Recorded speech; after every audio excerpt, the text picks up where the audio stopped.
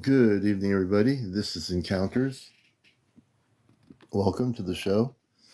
This is Encounters, the late night spiritual UFO show.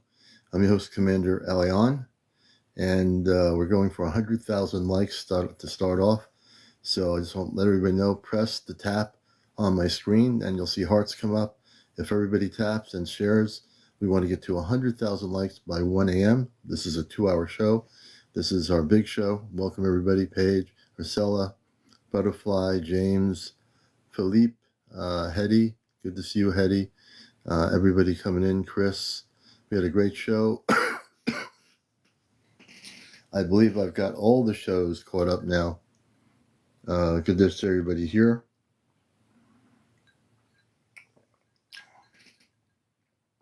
And I was trying to find this footage from Indiana, not from Indiana, from Tennessee, that I want to show later. Some really good UFO footage, and we'll see if we can locate that.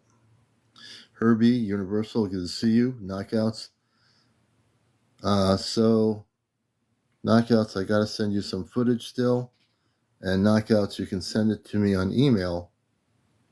It's funny, I've been not seeing any. This is my email for the show.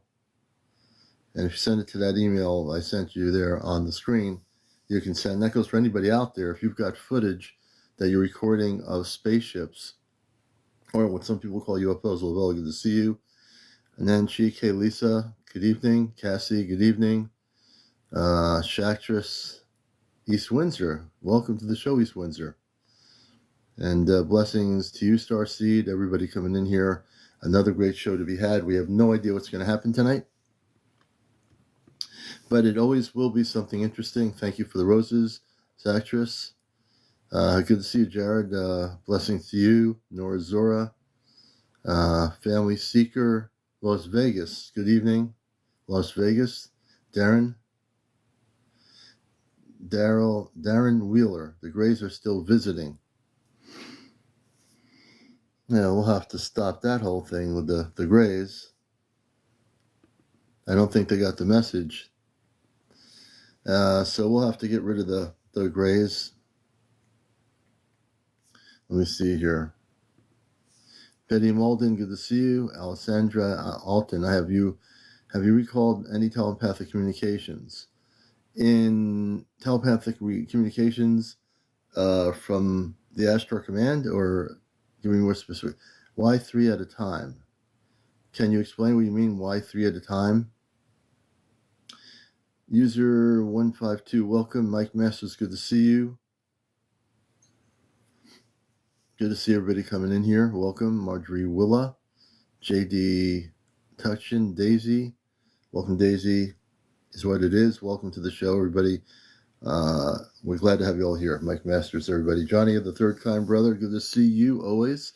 Hope you're doing well, brother. Johnny of the Third Kind, good to see you. Hold on. Now my cat's going to be... See, now the thing is, when I go live, Missy the cat is right here on cue. I don't know what it is. She has to be here and talk to me while I'm talking to you. And I think she wants to take away the show. Alessandra, we'll have to bring Alessandra up here. Hey, Freedom, good to see you. 2 small ones and 1 big one. She sits just enough away from me where I am so I can't pick her up. If I try to pick her up, she will now move and do her thing. Do you want to come up? Nope. She's going to just lay down on her stomach.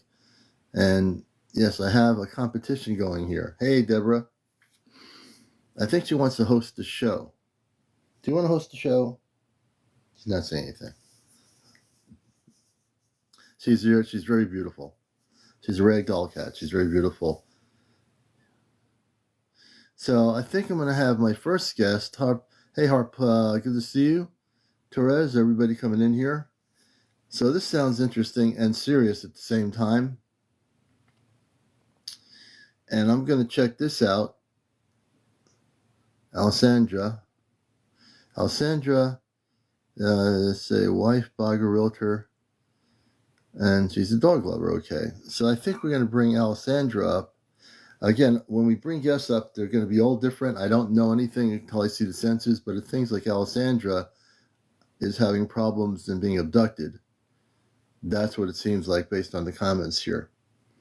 So, Alessandra, we're going to bring you up right now, and you're watching Encounters. You have to be over 18, no smoking on the show, no vaping on the show, no drinking, no drunks, no drugs, no paranormal discussion, no religion, no politics, and no kids.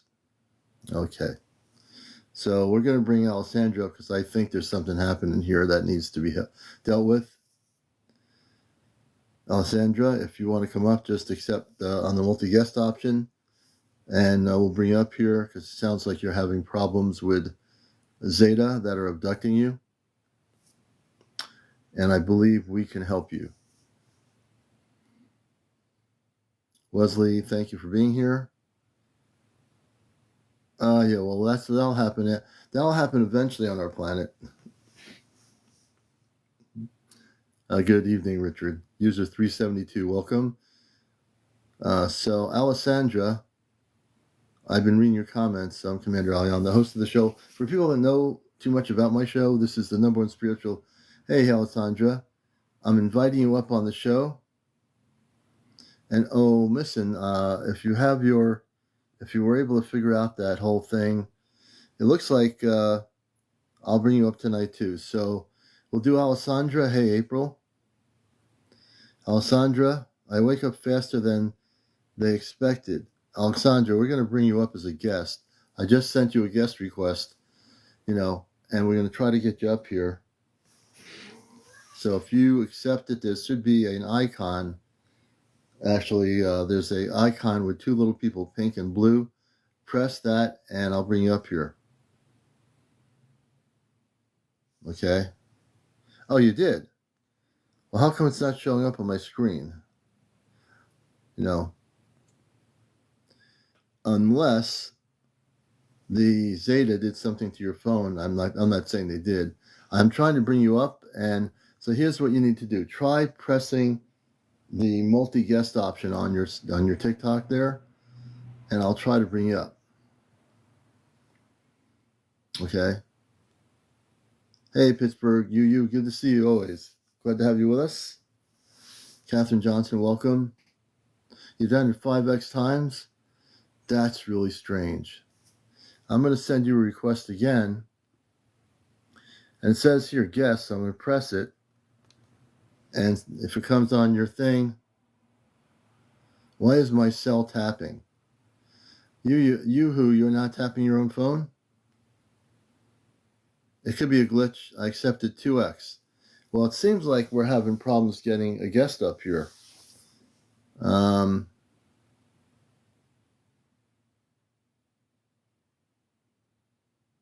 Okay.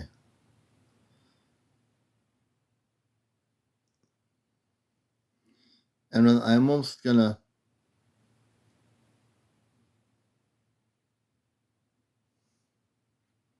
Oh, he has posted his videos? Okay, Hetty. Let me see here. He couldn't send them to me. He could not send them to me. That's interesting. Wow, the hearts are going crazy right now. I hope that's not just one person tapping with their finger. Wait a minute. How many people's phones are automatically tapping here?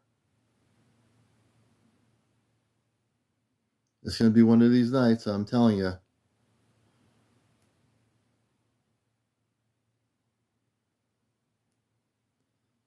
It's an auto clicker. Well, I know about the auto clickers. Yeah, but I think those auto clickers cannot click everybody's. I think they can't automatically click everybody's phone in the room. I know about the auto clickers.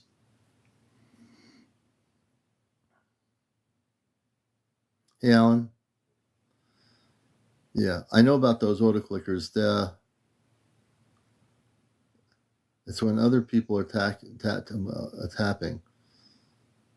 Well, I'm not going to get too fixated on it.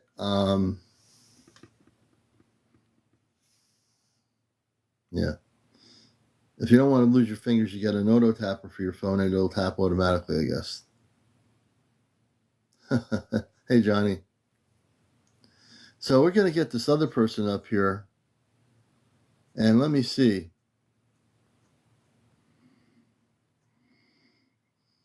I'm trying to get Ocean. I said, let me see, the person that I was trying to get on last night. And Alessandra, I can't seem to get her on. She's been trying to get on here, and I can't get her on, which is kind of frustrating.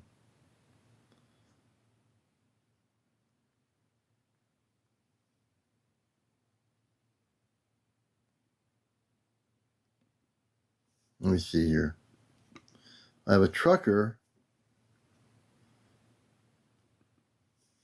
Okay, the trucker, OTR trucker, I just experienced an I-80 in Wyoming at Liam, Cheyenne. I had it randomly. So I'm trying to, seems a lot of stuff's going on. Little Leah, good to see you. She's public. Oh, Sheehan, are you still there? Oh, are you still there? I'll try to bring you up.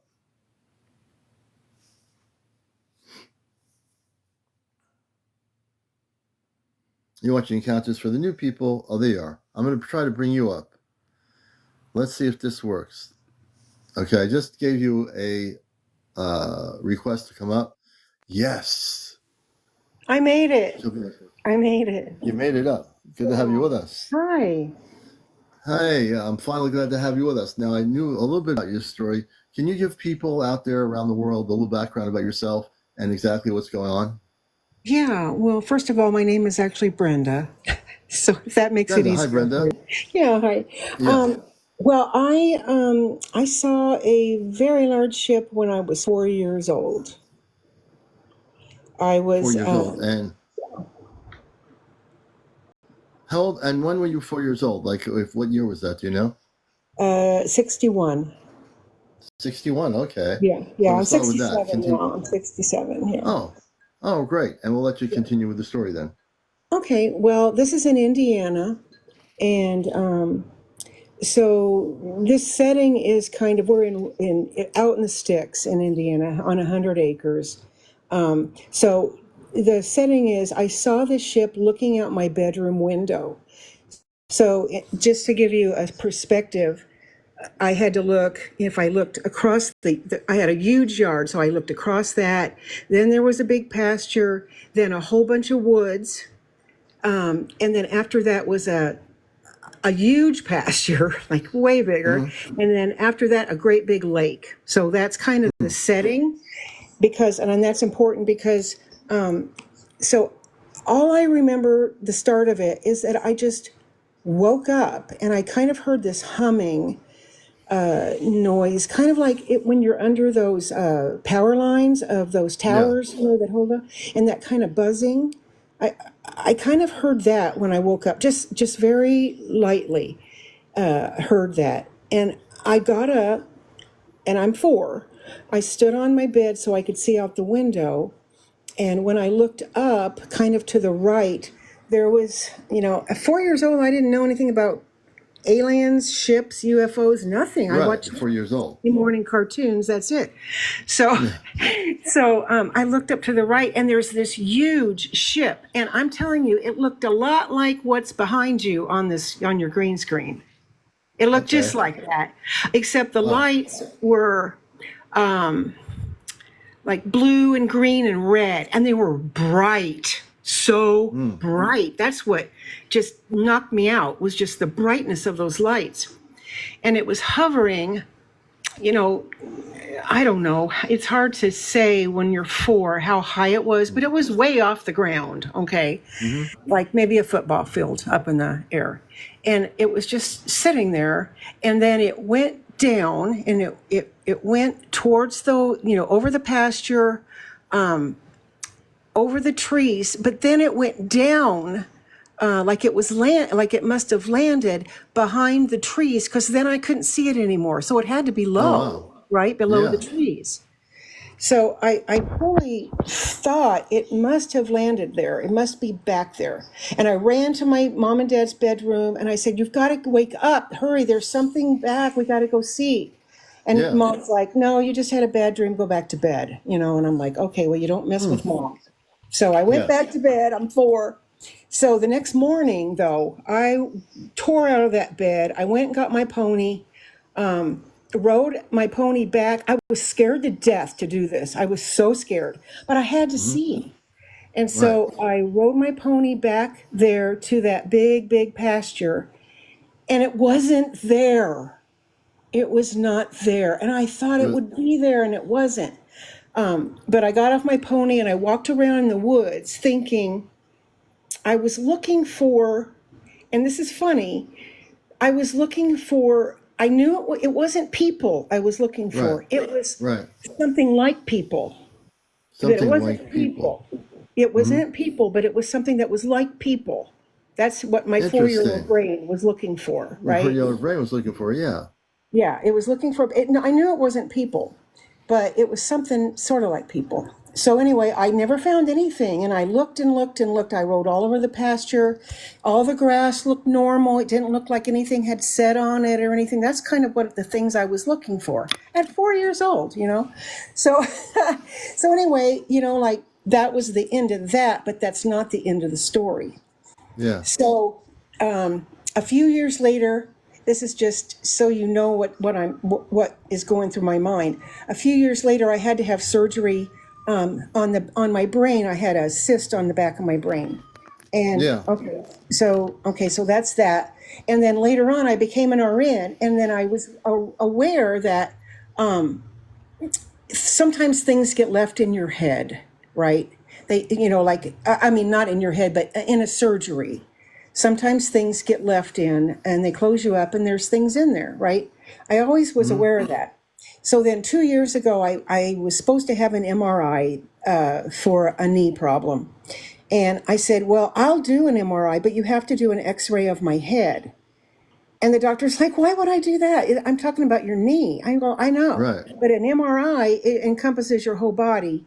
And I don't care if you say it's not going to hurt me. It could hurt me if I have metal Right. in my head, and I think I do.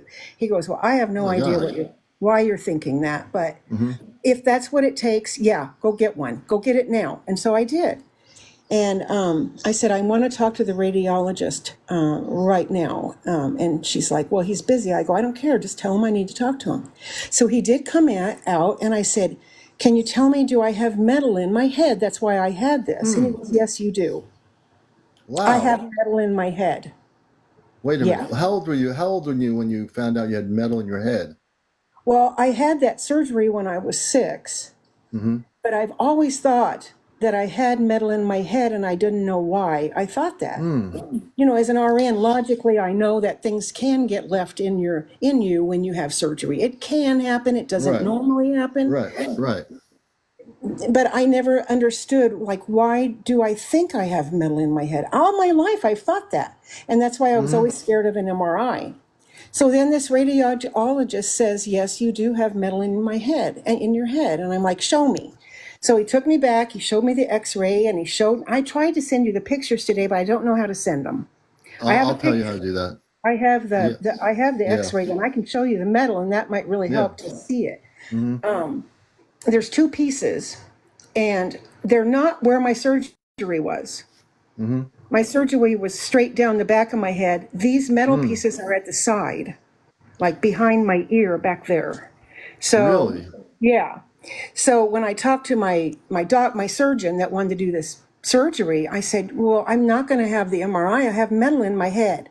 And he Yeah. goes, oh, I think you can still do it. I'm like, no, I'm not doing it. Okay. So we're not doing the surgery. We're not doing any of Yeah. it. That's it. Bye. See ya. So now, was I abducted? Do I have an implant? I Let don't me know ask what you. this is. Let me ask you a question. Yeah. When you were a little girl, like 4 years old, Uh-huh. before you saw that ship going down, did you have? I mean, how would you know? Did you have any metal in your head at 4 years old? No, I don't think so. Not that I know No. of. I So wouldn't have even. Oh, when when did did I you know start? that? When did you know you had metal in your head? Well, I think I started being aware that it was a possibility when I became an RN and realized that sometimes things get left in you. Mm-hmm. But my surgeon said, no, that would not happen in your head. They're not going to leave metal in your head, Brenda. You're not Right. going to have metal in the So x-ray.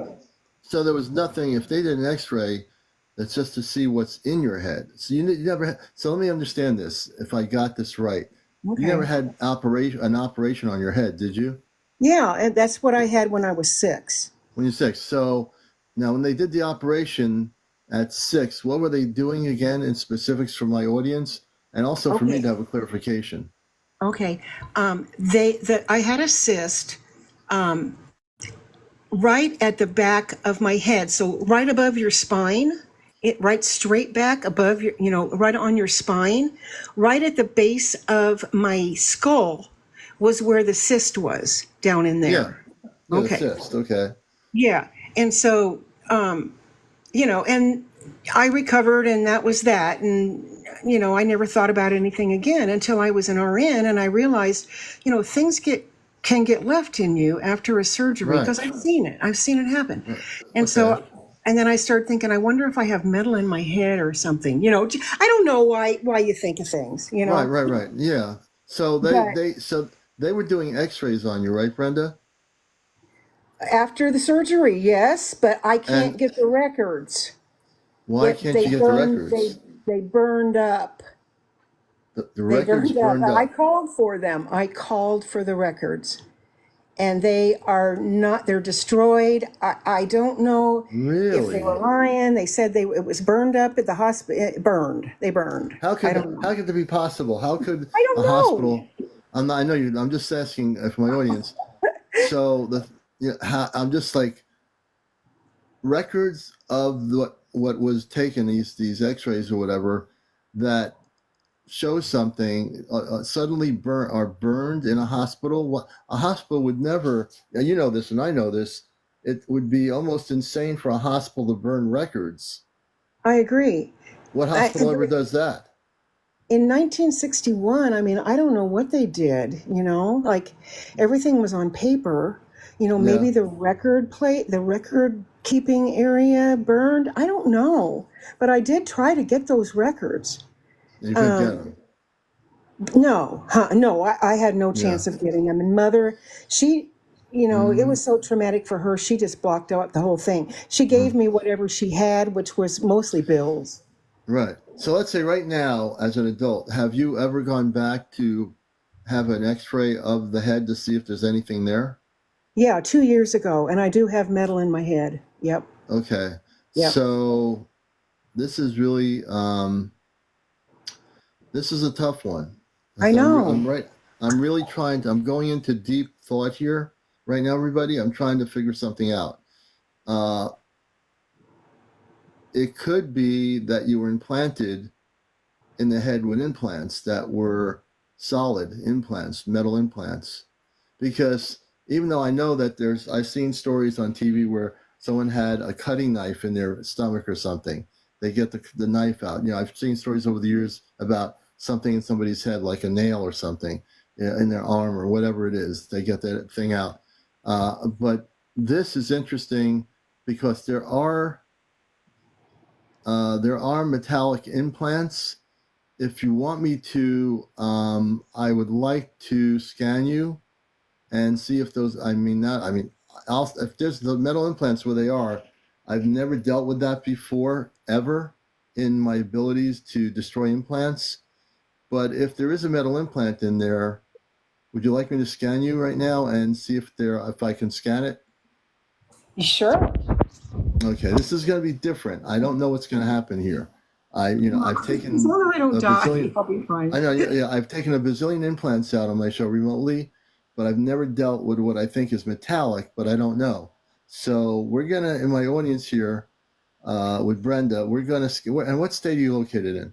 Colorado.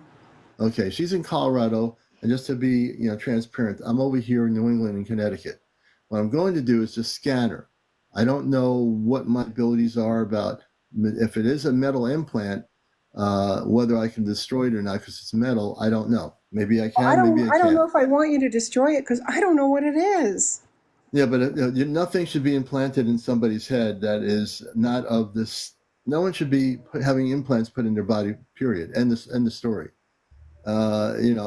Implants are there, and most times they're put there either by the government or by a combination of the government working with negative ETs over the years. So this implant was put in you a long time ago, evidently. And I'm not now understanding the same thing, that there could, they're working and operating on your head. And so a surgeon says, "Oh, I dropped one of my tools in your head." Now, if there was a sharp tool, you'd know it. You know what I mean? Are you sure you don't want to look at the X-ray? I'd like to look at the X-ray, but I also would like to scan you too. Okay, but it's kind of scary. That's a little scary. Is Don't it be going to hurt scared. you? No, it's not going to hurt. When I scan you, I do everything in the highest level of light. When I scan you, my Ashtar Command family, my father gave me a gift with the palm of my hands to scan people, and it never hurts. You might feel like a tingle or something, but you won't feel anything other than that. If it is a implant and I dissolve it, which is something, the word dissolve comes in my head, I might just end up dissolving it without having to pull it out. Okay, it's going to be okay. I don't know. Are you sure? I know what I'm talking about. Believe me, I feel very confident about what I'm saying. I've been given power by my Christed family on the ship. My father, Rhubar, they're watching the show right now on the spaceship. I've taken out all kinds of implants from people on my show here. I've got a track record that's pretty good. Oh, you have? And yeah, yep. Anybody here, if you look at the comments, people will tell you I've taken out implants more than I can remember. I'm not even keeping track. I have taken them out. I've destroyed them. And when I say destroyed them, I destroyed them, because no human being should have implants put by low vibrational ETs. I know exactly what I'm doing. When I do this, I'll switch consciousness to my Ashtar Command consciousness, and that's where I will begin to do it. Look at the comments. People know that everything I have is documented on my YouTube channel. I can take out implants, people, and I will do. I feel I need to scan you. People never tell me if they're metallic or not. I don't remember. But if it's metal, I will be very careful to make sure that if I take it out, it's going to not hurt. But let me ask you this. What about fillings in your teeth? What does it do to that? It won't do anything to the fillings. My energy is focused on the implant. It will not affect anything else in your body but the implant. Okay. That's all it's going to do. Okay. That's all I'm going to do. I'm not going to do anything ever to hurt anybody. My goal is, when the ETs put the implants in when you're a kid, which I believe is what happened, they put the metal implants in there. As I'm listening to your story, I read energy. And if you give me a chance to do this, I will make sure that there's nothing other than, by the time I'm done with it, you're going to feel a lot better. Well, let me ask you one question. Mm-hmm. Okay. Let's just say that whatever this is in my head was something from a surgery. And let's just say, and this is what I asked the surgeon that I was talking to. I said, what do you think that could have been? Something that was like closing off, and like an artery that was bleeding, or something that got nicked accidentally or whatever? He said, no, I don't see that being a thing. I can't imagine that. So let me ask a question. So the doctors on the x-rays, they did see metal in your head? Yes. But they also said that they didn't do anything and put anything in your head, right? Well, that wasn't the doctors that did my surgery, because that was clear back in 1961. This is 2 years ago that I'm talking to this doctor who did the x-ray. So when he did the x-ray, is he a good doctor? Well, who knows? I talked to the radiologist, and I also talked to the doctor, but he was not a neurosurgeon. This was somebody that was going to operate on my knee. So, is he a neurosurgeon? Not really. Yeah, one of my viewers is saying, is it in your brain itself or outside the skull? Well, one of them looks like it's inside the skull. One of them looks like it's outside. And one's saying, how big are the MS Rika 3 says, how big are the metal pieces in your area? Well, that's a good question. I don't know. I can't tell from the X-ray. Mm-hmm. Well, what I'm saying is, I want, very small. Okay, so I'm really getting, I'm getting messages from my family on the ships telepathically that that you should let me do this. I'm not going to force you to do this, but I want to at least scan you, and when I do, you'll feel the heat energy coming from my palms. It's going to be like an energy that's going to basically be a soothing energy, but it's also the energy that I use to pull out the implants. And every implant I pull out on remotely here on my show, when I do this, the person feels totally different. Really? Yeah, they do. Okay, but if I say stop, then you have to stop. I will stop. I mean, I absolutely will stop.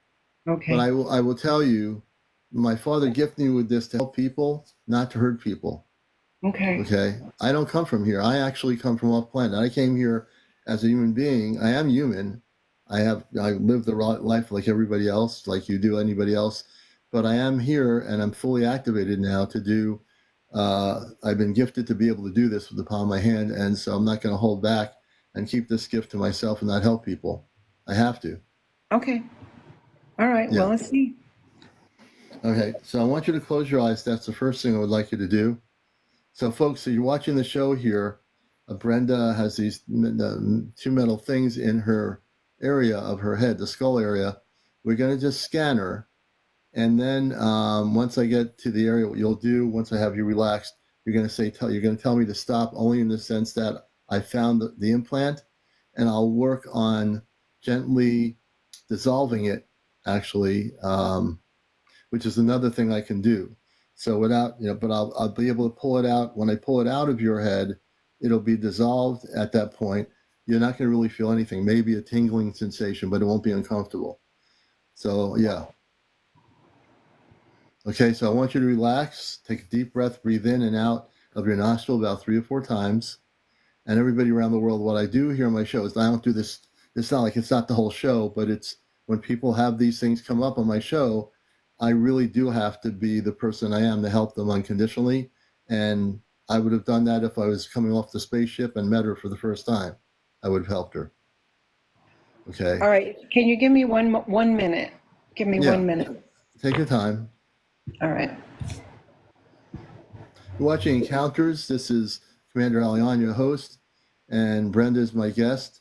And we're going to essentially scan her for those metallic implants, and also we're going to essentially try to dissolve them and turn the molecular structure of the metal into nothing. She's not able to come on camera. She doesn't have enough followers, but that's all right. Okay. All right. Okay, and there's some people here that are on here that I have taken their implants out of their bodies. So I want you to close your eyes. I want you to breathe in and out. And just relax, close your eyes, breathe in and breathe out of your nostrils. When you're firmly relaxed, just let me know. Okay. I'm going to switch over into my Ashtar Command consciousness right now. So give me a moment. And the heat is already amping up in my palms. When you're ready, let me know. Okay. Go ahead. Okay. So I'm going to start from the head, just to let you know. My hands are on top of the head area. I'm going to slowly, gently shoot some energy into your head. You're going to feel some light energy. I'm starting to feel the energy from you, your aura. I'm just moving my right, left, kind of moving a little bit until you start feeling it. It'll be like a tingle.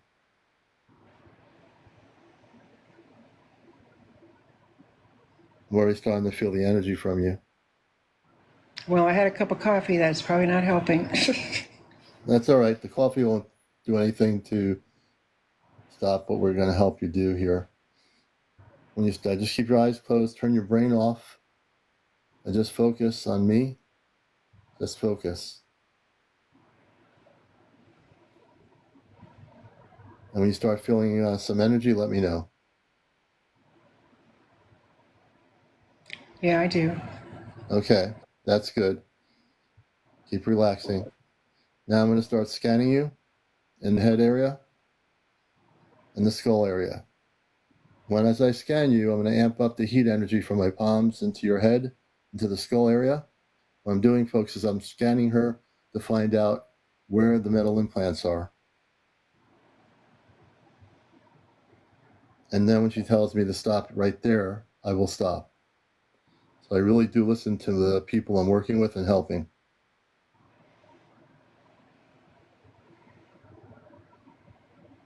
The energy is increasing. I can feel the energy from her head area and the skull area.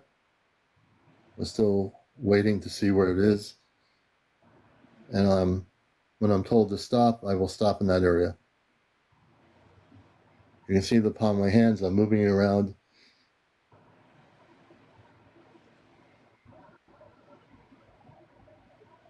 Yeah, I can feel that.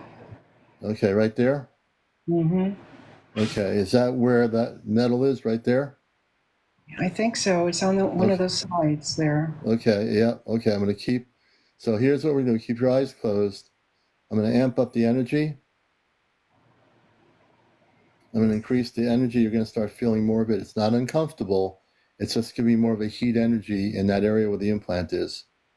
And as you feel it more, please let me know. I'm going to amp it up now more. Yeah, it's right about there. It's definitely there. I can feel it. I'm okay. Okay, what I'm going to do is, for the first time, I'm going to dissolve the metallic structure of the implant and have it dissolve into nothing. All right. I will take out the small parts of it. It'll be broken down. I'll be pulling it out. It will not hurt at all.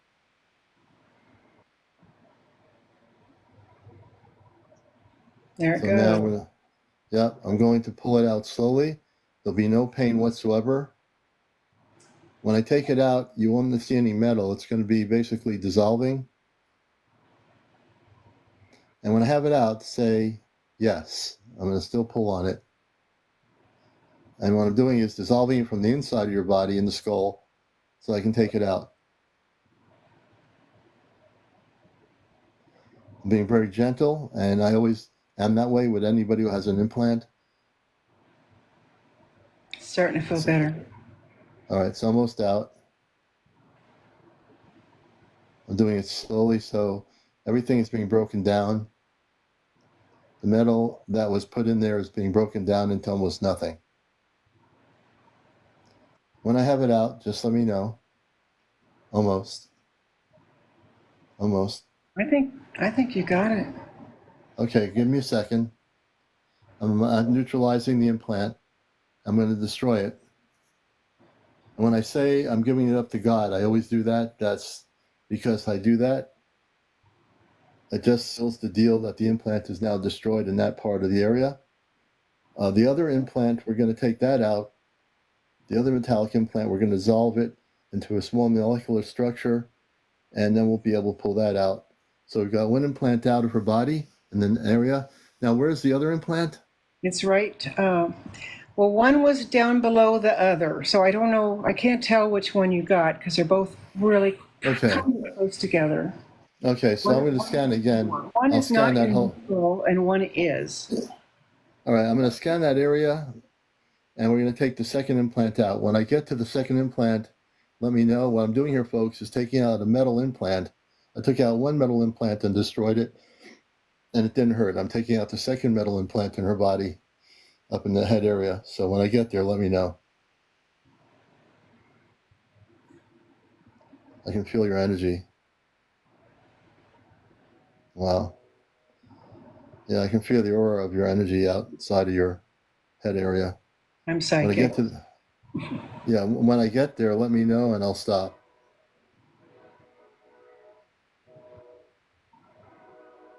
We're going to take the second one out as soon as I find it. There. Say again? I think you're pretty close to it there. It kind of feels Okay. lower. Lower? Let me go down a little bit more. I'm scanning with both palms of my hands on both sides. Tell me when to stop. Yeah, I think that's it. Right? I can feel Okay, tingling. we're going to, yep, that's exactly it. I'm going to take the second implant out. It's a metallic implant. Let me dissolve the implant and break down the molecular structure of the metal. Hold on a minute, please.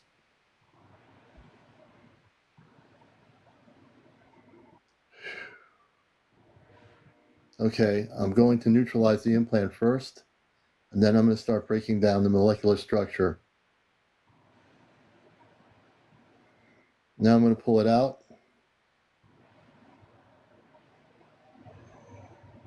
What I'm doing now and taking out the implant very gently, I'm also dissolving it into very small pieces of molecular structure of metal. And when it's out, it's now separated, and both sides of the implant are being broken down. It should be out in a moment or two. Give me a second. Okay. You'll tell me when it's out, and then I'll know. Almost. Yeah, I think you got it. Okay, let me just make sure. I'm also putting an energy of heat to seal the area where the implant was, so nothing can get back into the skin. Thank you. You're welcome. I've neutralized the implant, broken it down. Now I will destroy the implant and now give it back to God. All right. Give me a second. For people watching this show, you don't realize how much energy it takes to do what I do here. And it really does take a lot of work. Give me a second. I'm going to heal up the area where the implants were. I'm putting a beam of light energy into your body, in the head area, skull area. And within 24 hours, that whole area will be healed, and it'll be perfectly healed.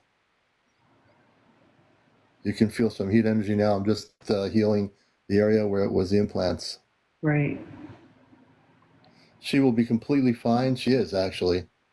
I feel fine. In fact, my heart stopped beating like crazy, and I feel totally good. Yeah, see? We're going to do a few other things. I'm amping up some healing energy into your body right now. I'm going to actually put a shield around your body. This is my gift to you. So what I'm doing is I put an invisible shield around the body of the human being, and they're protected from being abducted or having implants put in their body ever again. Thank you. Regardless of your age, doesn't make a difference. Right now I'm going to put a shield. I want you to close your eyes, relax. This shield is going to be a protection, an invisible shield. Tell me as you start feeling it. I'm going to go down the sides of your body, and the shield will be like a suit almost, but it's not a suit, but it will be a shield. Oh, that's great. Feels cool. Yeah.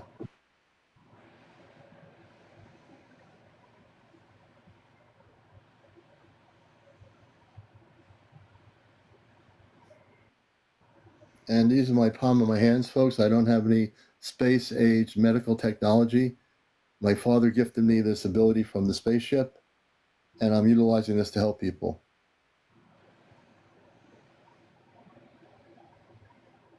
All right, I've now shielded you, and we're going to do one more final thing. I want you to close your eyes and say these words. These are very powerful. Whenever I take out implants, this is more powerful than anything else, and you shall not have any negative ETs affect you or come near you. I want you to say this. I am a cosmic. I am a cosmic. Christed. Being. Of light. And I am free. And I am free. And I am unconditional love. And I have unconditional love. And I will walk forward in my light forever. And I will walk forward in my life forever. Okay, Sister Brenda, you're healed. Thank you for that. I promised you wouldn't hurt. I feel just great. Feel fine. My heart was beating like 1,000 miles an hour during that. I know. And I now promised it's just you. totally normal. I told you I'd be gentle with you. You know, where I come from off planet, we are able to heal people with our hands. We don't have to have surgery or technologies. I've been gifted by my father while I'm here now to now give me one of my abilities, which is to heal you with the palm of my hand. And that's exactly what I did. And for people watching this, if you're a non-believer, I just did that and destroyed the implants. Wow. I'm glad they're gone. Now I can have an MRI if I want. Yeah, now you could. You're good I could, now. but I'm not going to. And now you I might can go tell have an people. X-ray for fun. Yeah, now you can tell people about me. Oh, I that will. I'm not from this world. I am human, but how do I define myself? I am a spiritual space person from beyond Earth, but I'm here on mission to Earth. I came here on purpose when I was a kid, and I am who I am. So I thank you. We love you. You're blessed. And I want to thank you for letting me do this. Thank you so much for talking me into it. Yeah. I wouldn't have been able to do it if you didn't push me a little bit. Yeah. I only push when I know it in a loving way. I push people. When this happens, you are perfectly fine now. You will sleep well. I'm also getting that, as I always tell people, everyone has a star family. You don't know who it is, but you will find it soon. I know I have one. I know I do. Yeah. Yeah, definitely. You will. And when you go to sleep tonight, if you focusing on, I wish to connect with my cosmic Christed star family, you're going to do that with telepathic communications. And thank you, Freedom. You will eventually down the road be able to have intercommunications with them telepathically. I don't know who they are, but now that you're free of the metal implants, you'll be able to make contact with your star family. Oh, that's fantastic. Yeah. The implants were blocking you. You won't be blocked anymore, sister. Oh, thanks. I can't believe it's over. I can't It believe is. that. It's over. Got rid of those. Yes, they're Whatever. gone. You're so much happier now. You feel so much more confidence. It's beautiful. Yeah, it feels good. You're a beautiful soul. You really are. Thank you. Okay, Brenda, I'm going to let you down. Thank you for coming up here and having some trust in me. All right. Thank you so much. I'll take her down right now. And that's what happens, folks. For those who came here thinking, I don't believe this, he can't do this, this is impossible. I don't keep track of how many implants I've taken out on my show here, but I've taken out all kinds of ET implants. I've never taken out a metal implant, but I actually was able to take it out and disintegrate it. All right? I was able to disintegrate the implant. Now, I'm not making the whole show a show where I'm taking out implants. That's not the purpose of the show. The show is about everything regarding UFO information, people that are recording spaceships and stuff, people that are having positive encounters with space people. We get into the crop circles. We get into the mer people. We get into the fairies who are real. We get into contact. I'm fully awake, and that's why I tell people I don't go to any websites for information. All of my information comes from the spaceship, from my father, and from the people on the Astro Command ship. You see, good thing I am who I am. I'm not swayed by any human being's website. I don't need to be. I don't need to do that. Why would I do that? I came here fully conscious. I don't need to go anywhere. And also, I must say I love all of you. The Astro Command loves all of you. They do. They really do. And you're watching Encounters. I'm just taking a moment to readjust my energy. It takes a lot of work to take implants out during the show, and I'm thankful. And again, the Astro Command is watching us on a spaceship through monitoring systems. Dorothy, thank you. And let me see here. Tiger Lily. I have a person called Tiger Lily, and we will bring them up. If you want to be on the show, you have to be over 18. No smoking on the show, no vaping, no drugs, no drinking, no drunks, no paranormal discussion, politics, or religion. And no 18-year-olds on the show and no kids. Tiger Lily, good evening. Hi, how are you? We're doing good. How are you? I'm good. I actually was just listening when you were taking the implant, and I don't want to stress you out, but I have the same problem. I have so mine wasn't done by human beings, and it was done, I believe, in a past life. Mm-hmm. I remember being on. Okay, so it's over. It's Wait, hold on a happened. second. I have to get somebody on. Can I bring you back up? I got so spaced out from taking that implant out.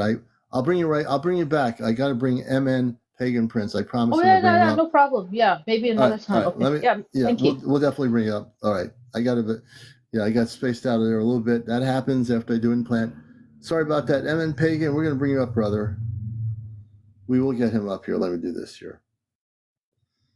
Now I'm going to bring him up because that's what I wanted to do. Now, yeah, I'm still a bit spaced out from what I just did. So I just sent you a request to come up. MN Pagan, there we go. All right. And let me see if I can, as I get realigned here. Good evening. Welcome to the show. Thank you for having me. Oh, I'm glad to have you. Sorry about that. I got a little bit spaced out after taking out 2 implants. So, No, yeah. not a problem. All right, my friend. And tell us, where give would our you, audience. where would you like me to start? It's been most of my life dealing with a lot of extraterrestrial things, special Yeah. gifts, and different things. So, Wow. I mean, what subject? I think I sent a lot to you today I was reading on some of it, different yeah. subjects. Yep, and Let's get to the beginning for like always with people. Like one was like I always like to start at the first chapter of your book, so to speak. When I say that, okay. when things really started with the extraterrestrial connection. Well, when I was in fourth grade, or I think third grade, I had a cold and I felt something in my nose, and I pulled out a tube out of my right nostril. I didn't know Mm-hmm. it was a tube. It was a tube, and then it bled for a long time. And I went home, in third Mm-hmm. grade because it didn't stop bleeding. So, Yeah. and then I've had, I believe, 2 implants over my lifetime. Um, but that was the first experience with something very strange that was going on with my body, and so that was removed at that time because I didn't know what it was. Let's see, other that I I haven't been able to talk to a lot of people Mm-hmm. over my lifetime because of being Catholic, and they don't want anything to do with extraterrestrial, devil stuff, weird things, nothing like that. So I could never talk to my parents about Right. anything. They didn't believe anything I said, and that's why I had to live my life, unfortunately. Yeah. So that was my first big occurrence. Now, after that, sorry, I've had a stroke, so it's very Oh. difficult for me to remember a lot of things. So Okay. I've had a stroke a couple years ago. Okay. So, but the next occurrence of extraterrestrial, because you said you don't go into any of the other subjects. I stay away from the paranormal completely. Yeah, you stay away Just with paranormal. That's fine. Um, uh, let's see. So from there, um, I'm trying to think of what was coming up next. I wrote a lot of stuff down today for you, and yeah, that's I why got to read I some want. of it. Yeah, and I just can't come up with the next step. So a lot of it was paranormal stuff and gifts. Uh, like my father died, and I touched him, and he came back to life. Um, and then also my grandmother was in a coma for weeks, and I touched her, and she snapped out of the coma that day. So I Oh, mean, beautiful. you know, That's a I've beautiful had thing. yeah, I mean, I've had these experiences, and I've had, after I touched them and cried, and I put my hand on their leg, after they passed, they came back to life. So I've only had 2 experiences like that. Yeah, well, So that's pretty amazing. You might have been gifted with that before you came to the planet Earth. You might have had that from your experiences before Earth. Like I always tell people, your star seeds, regardless of your age, you probably came. Like I said, you might not remember anything, but you probably came from another, planet or something as a star seed, and regardless of age, you still had these innate abilities in you when you were growing up. Yeah, I never realized it, and I didn't go into detail on all that stuff with my family because they think I'm crazy because of all the other stuff that's happened to me with other ET experiences and other gifts and abilities that I've been given over the years. I don't believe I So, have any of those anymore. yeah. So, So you know, that, With the ET experiences, can you tell us? You know, I have the feeling you had experiences with encounters with extraterrestrial intelligence. yes. Well, one of the biggest ones was uh, a movie came out, uh, uh, um, Fire in the Sky, and Yes. that's the closest movie I can tell you that it was similar to what happened to me. So, and when was, I think it was, I was a teenager, probably 15, maybe something like Mm-hmm. that, 13, 15. And yeah, I had I guess an out of body experience or a whole physical experience. I don't know what it was, Mm-hmm. but I had the same type of ship that I went into. I was flying in the ship. I was walking around. I was flying around actually in the ship, In the and it ship. was on the ship.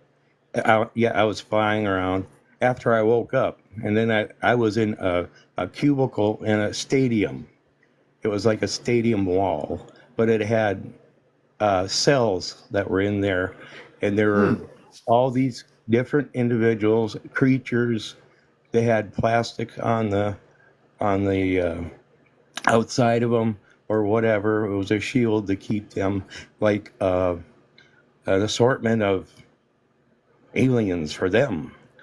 Like So a sort. Let's say there were different ETs. The one thing I'm getting is it was you were on a big spaceship. yes, yes, yes, What you're yes. calling a stadium wasn't a stadium. It was a big spaceship Yeah, with yeah. ETs that they have connected with in these different cells, what you call cells, that were in a from different planets. Oh, yep. And a lot of them were dead. Hmm. And they were full of cobwebs. It was like a storage unit for tons. I mean, hundreds of different. But it was like you're like in a stadium wall, and you're going through there, and you're flying. Hmm. And I was able to fly. I was weightless.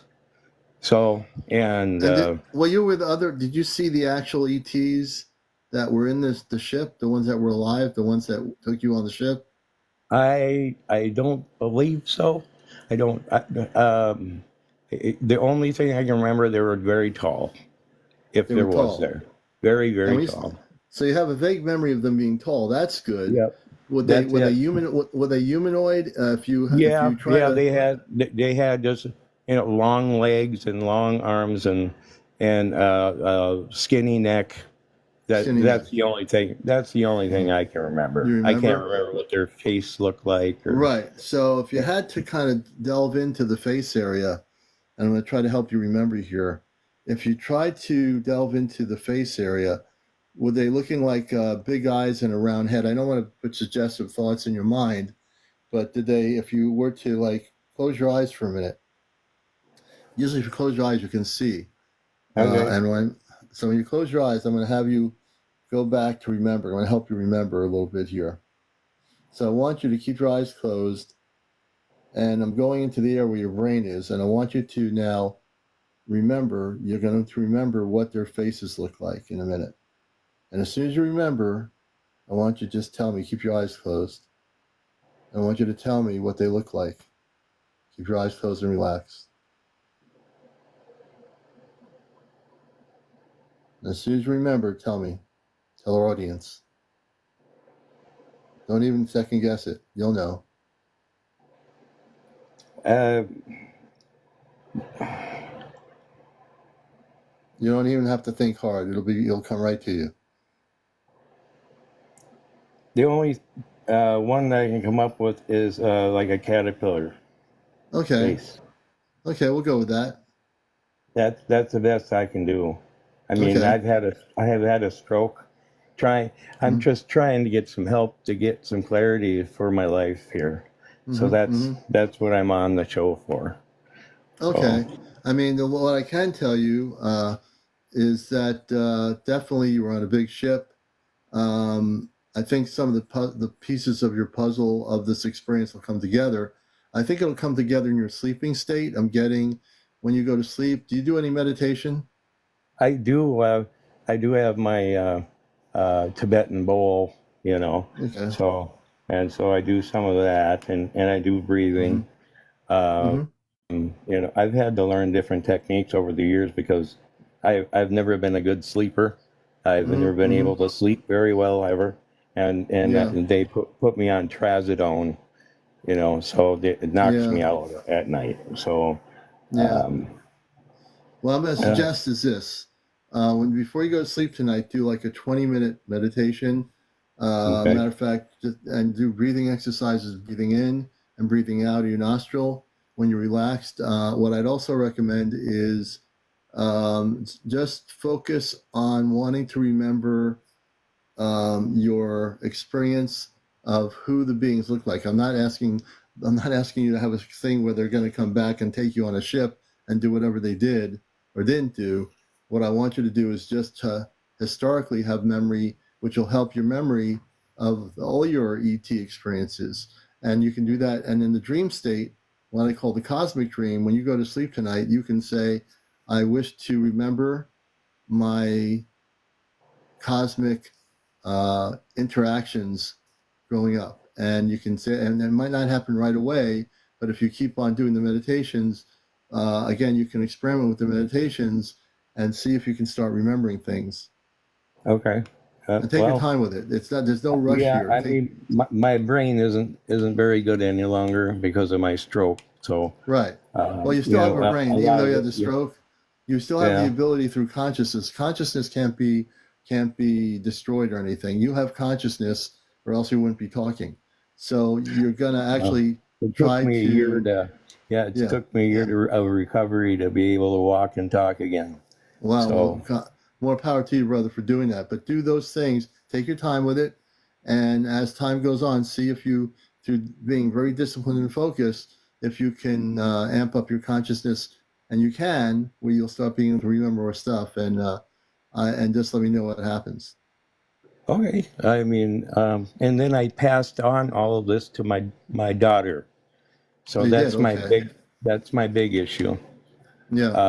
more than me. And she's been visited at Your night. daughter has. She has. Yes, yes, And yes. Yeah, when she was 4 years old. Yep, in her really, room, they came to observe her. She came out in the morning and told me what they looked like. They didn't come at the same time. One, yeah, at 4 years old, she's not lying to me. She says, "Yeah, I had yeah. to visit her last night, and long blonde hair, gray outfit, um, Really interesting. to come and visit her."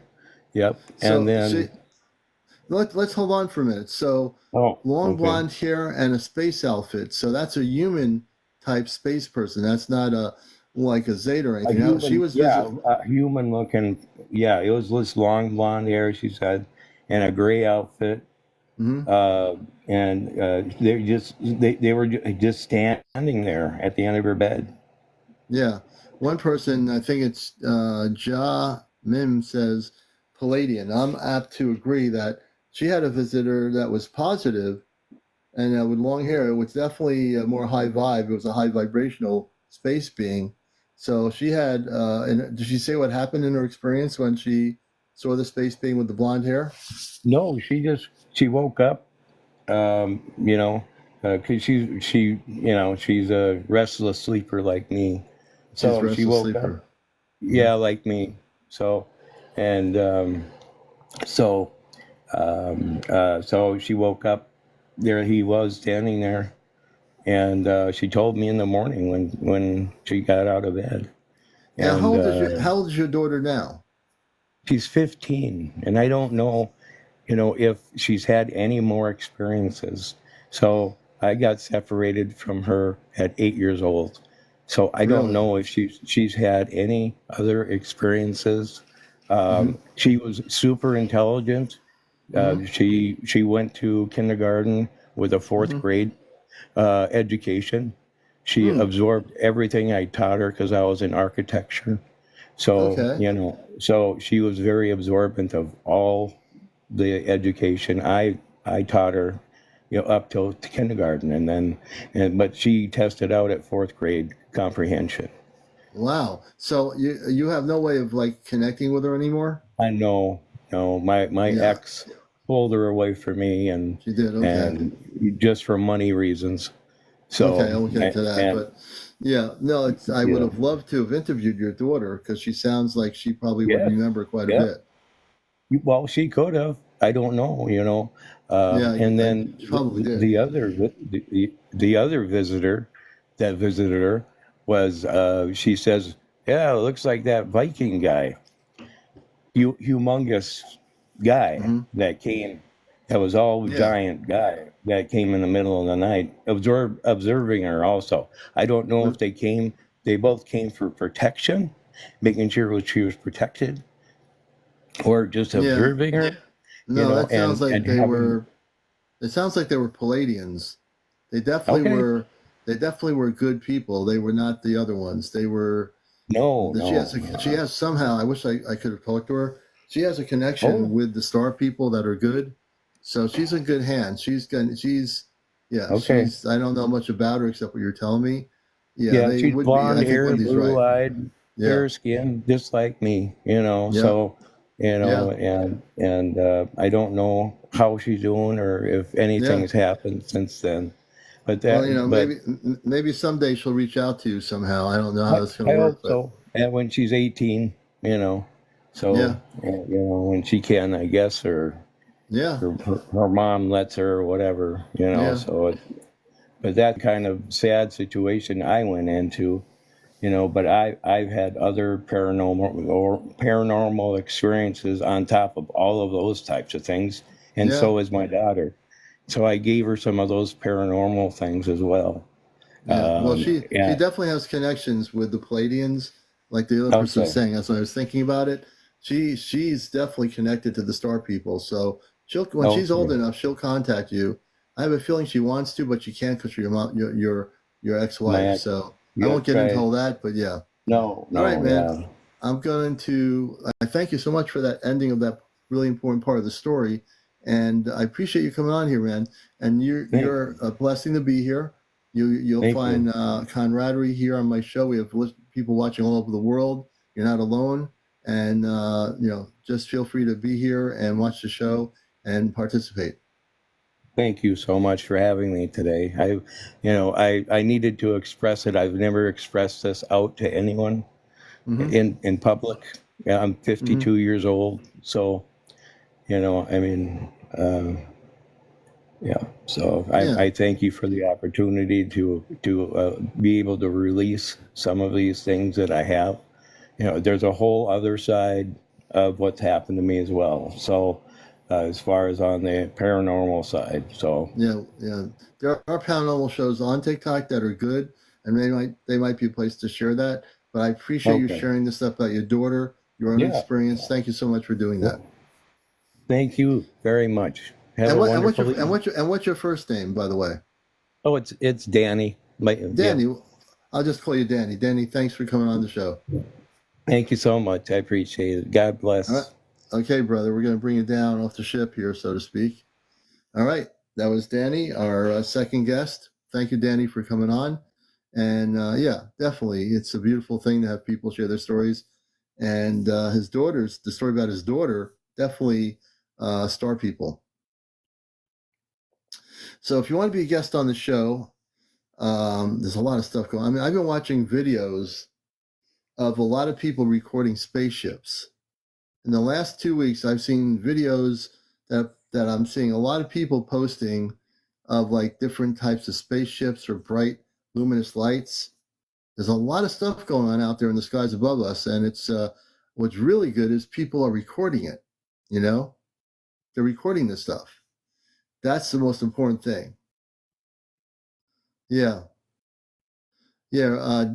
Danny, if you check out Friends with Furries 1111, she can help you a little bit on that end. My friend April. Friends with Fairies. When she's on, check her out. She'll be able to help you with the other stuff. She'll be able to help you in general. Poi Poi, when did I have encounters with UFOs? And then Butterfly has a question. Let me go one at a time here. So my encounters with spaceships started when I was a kid in the 60s. Butterfly says, Commander, can you answer a question for me? Let's see here. Okay, Shelly, I'll try to do that. Actually, go ahead with the question. What's your question, Shelly? Butterfly. You're watching Encounters, the #1 spiritual UFO talk show where we're here to bust the matrix. And we're here about disclosure, cosmic truth, all that stuff right on the show here.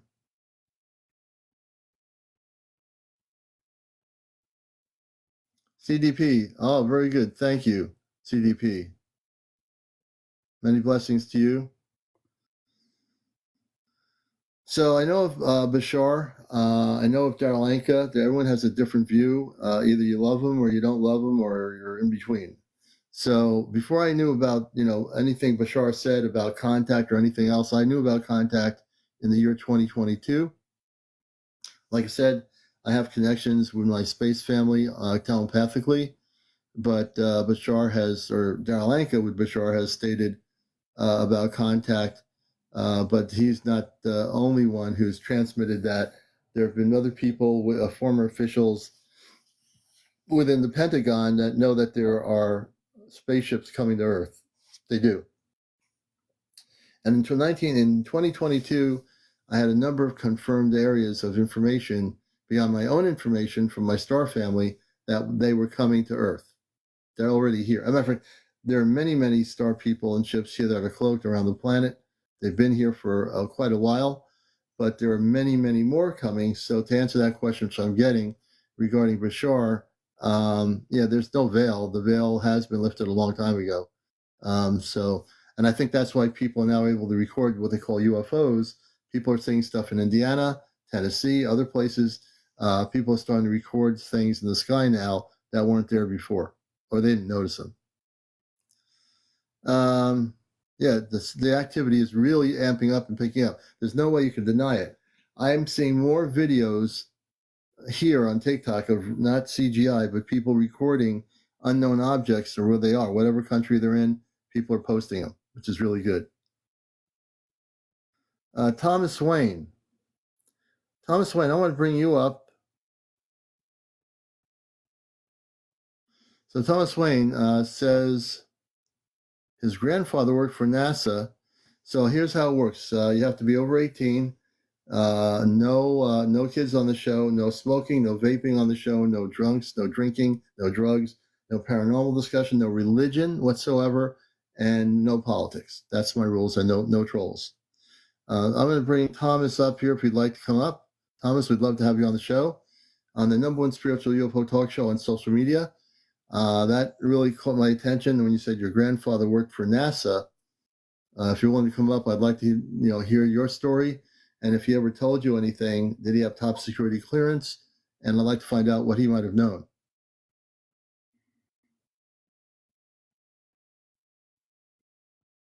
Let's see here. Butterfly Seymour. Hi, hey, Auckland, Central New Zealand. Welcome out there in New Zealand to the show.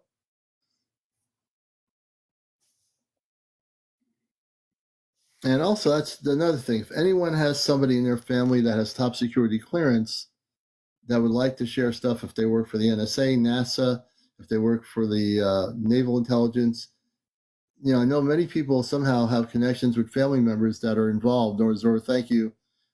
Please come up and let us know. Give us disclosure. Jason Burton Miller. When it was on, you mean the series? Yes, I used to watch that. Hey, Connie, good to have you with us. Does anybody here have family members that have been honest with them and say, hey, come on, let's sit down. I want to talk to you about what I do for the Pentagon or something or whatever. Anybody out here have any connections? Okay, Bluebird 777. I'm going to try to bring Bluebird up here. Bluebird, if you can come up here and go on camera, I'd love to talk to you about that. I'm going to press the guest button. I do everything randomly here. You never know if I'm going to bring you up or not. I don't just, I surprise people. So that's the way we do it. And let's see if we get Bluebird to turn the camera on as well, since she has enough followers. Hey, Bluebird, how are you? Hey, I'm good. How are you doing tonight? We're doing fantastic. You caught my attention with your comment. My dad was involved with NASA. Can you come on camera? I actually can't right now. I'm sorry. I have a little bit of a cold and I'm kind of under the weather, but I'm here. No worries. You're here. That's the most important thing. So I've had people on who had people in their family with top security clearance, and they've come on and they actually, shared stuff that people didn't know about. So your dad's involvement with NASA, you can give some historical perspective. How much clearance did he have in NASA? So I really don't know the clearance that he had because he didn't speak about it. He spoke about it once when I was alive, or when he was alive. I'm sorry, he passed away 2 years ago. Oh, okay. And so oh my gosh, I don't even know where to start. So I had moved to Kansas. My husband's in the Army and he was stationed there. And he's like, hey, Amy, go to the Cosmosphere there. And he's like, I built the replica of the Apollo that they have. And I was like, oh, okay. And it didn't really dawn on me, how significant that was at the time. I was in my, mid 30s, kind of distracted with life, and I didn't really think too much of it. So when he passed, and he never brought it up during our entire lives. My father was a genius. I know now that he was enlightened, and I had a spiritual awakening right after he passed, and which started in 2022, and that's a whole other story in and of itself. But excuse me, back to my dad. So when he passed, we were going through the house and everything, and we found a briefcase, and in the briefcase we found pictures of my dad. There's Polaroids and photographs from, they have to be from the 1960s or early 70s, but it's him basically building the Apollo 13 that they have in the from scratch. And the fact that the fact that he never talked about it during my his my whole life, except for that one time, and I didn't really pick up on it then. I know that there's a little bit more to it. So it kind of, proves the fact that, he said it was a replica. And I, ever since I've been having, my spiritual awakening started shortly after that. And my life has completely changed in a year and a half. I mean, I don't even know. I mean, the amazing things that have happened and the healing that's taken place.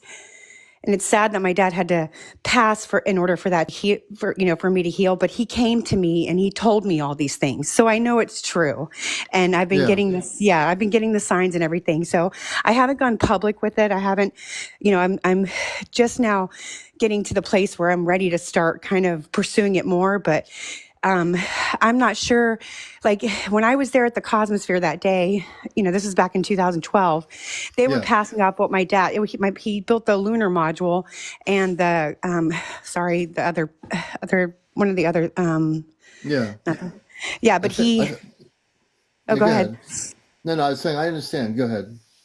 Yeah, well, he said it was a replica, and I just, now that I just know it was, maybe it was a replica, but I don't think, my question is, did we really go to space? Did that actually ever happen? Is that the replica they were passing off? I mean, because you hear all kinds of conspiracy theories about, the movie set, Kubrick. I mean, I don't know what it all entails, but my dad's telling me to, keep going with it. So that's my NASA connection. Well, I'm glad, because if this is the first time you've expressed it, you expressed it on the #1 spiritual UFO talk show. I'm host of NPR Radio's WASU Cosmic Eye Radio in Connecticut for 21 years. We broadcast worldwide in the region and on my TikTok on Sunday mornings. So, I'm a contactee. I've had tons of what I don't like to call them UFOs anymore, because whatever thing I've seen since the 60s were spaceships. And so I'm a very easy person to talk to as a host, because I've been on radio for a lot of years, and but I'm also a contactee. So there's a lot to me here. So I listened to your story. It's a good place to start. I'm glad you came up here. Have you Yeah, had yeah. any? Yeah. Have you had any visitations or encounters All the that, time. or I Yeah. want to get into that part of you. So tell us when that started. Okay, so well, let me back up real quick. I've always been aware that always believed in aliens. Actually, in 1947, my grandmother worked at Wright Patterson, and she saw the aliens that they brought back from Area 51. She did. Yeah, that my dad Tell, told us. My dad told us that story. He told my sister, myself, my brother, and then he didn't really speak of it again. But we all, heard the same story, and it was very hush hush. They didn't, I mean, they couldn't really talk about it. But yeah, so she was there, and then they left Ohio, and well, then let's my slow down a little bit. So the ETs, she saw Wright Patterson. Can you go into that a little bit more? What did she tell you about that? Are you still there? Hello? Uh-oh. Are you still there with me? Hello? My phone was dying, so it switched over to my car. Sorry about that. I missed what you just said. Okay, I was going to say, let's deal with the Wright Patterson situation of the Roswell ETs. Tell us about what was said about the Roswell ETs at Wright Patterson Air Force Base. From what I remember, my grandma was doing she was like a clerical worker there, Mm-hmm. and she was pregnant with my dad at the time, and apparently whatever department she worked for, she had seen them bring in the bodies. Were the And bodies that's all. already were there any of them alive, or were they all not live? That I don't know. Mm-hmm. So they brought them to I was Wright told Patterson. this. Oh, go ahead. Go ahead. No, I was saying they were taken from the Roswell crash site to Wright Patterson, correct? Yes. Okay, and we don't know more about what they did with the bodies of Wright Patterson. I know Wright Patterson's a multi-level facility. So do you think, and again, there's no way you would know this, that the bodies are still at Wright Patterson Air Force Base? I'd say so. Yeah. Okay, all right. My intuition would say, yeah, they're there. Yeah, I think they are too. So I just wanted to stop you to get a full story about Roswell and Wright Patterson and her seeing the ETs that were their bodies taken to Wright Patterson at Wright Patterson. So continue on. You're a fascinating person. Continue on with your story. Okay, so my dad was very spiritual my whole life. I was the one that took it upon themselves to, go to church. I was, my family had nothing to do with it. I thought I told them they were all sinners going to hell, and nobody. I was the one trying to save my family. I was the emotional Okay. one. You were the one, yeah. I was your crier. I cried for everybody. I mean, that was me. And Yeah. I've known my whole life that something was different. I know that I had a higher purpose. I know that I came here for a reason. And, one of your guests, you were just talking about, he said he had a visitor, or his daughter had the visit by the blonde Right. boy. So Yeah. I had the same thing happen to me at 5. And I remember it like crystal clear. I was in my room. I was putting on my mom's makeup, like trying to look like a Cosmo girl from the 70s, Mm-hmm. right? Mm-hmm. So I'm covered in this makeup, and I'm pretending to be an actress in the mirror. And then all of a sudden I see this glowing being coming up to me. And she's like, Amy, you signed a soul contract. You didn't come here for that. You came here for her.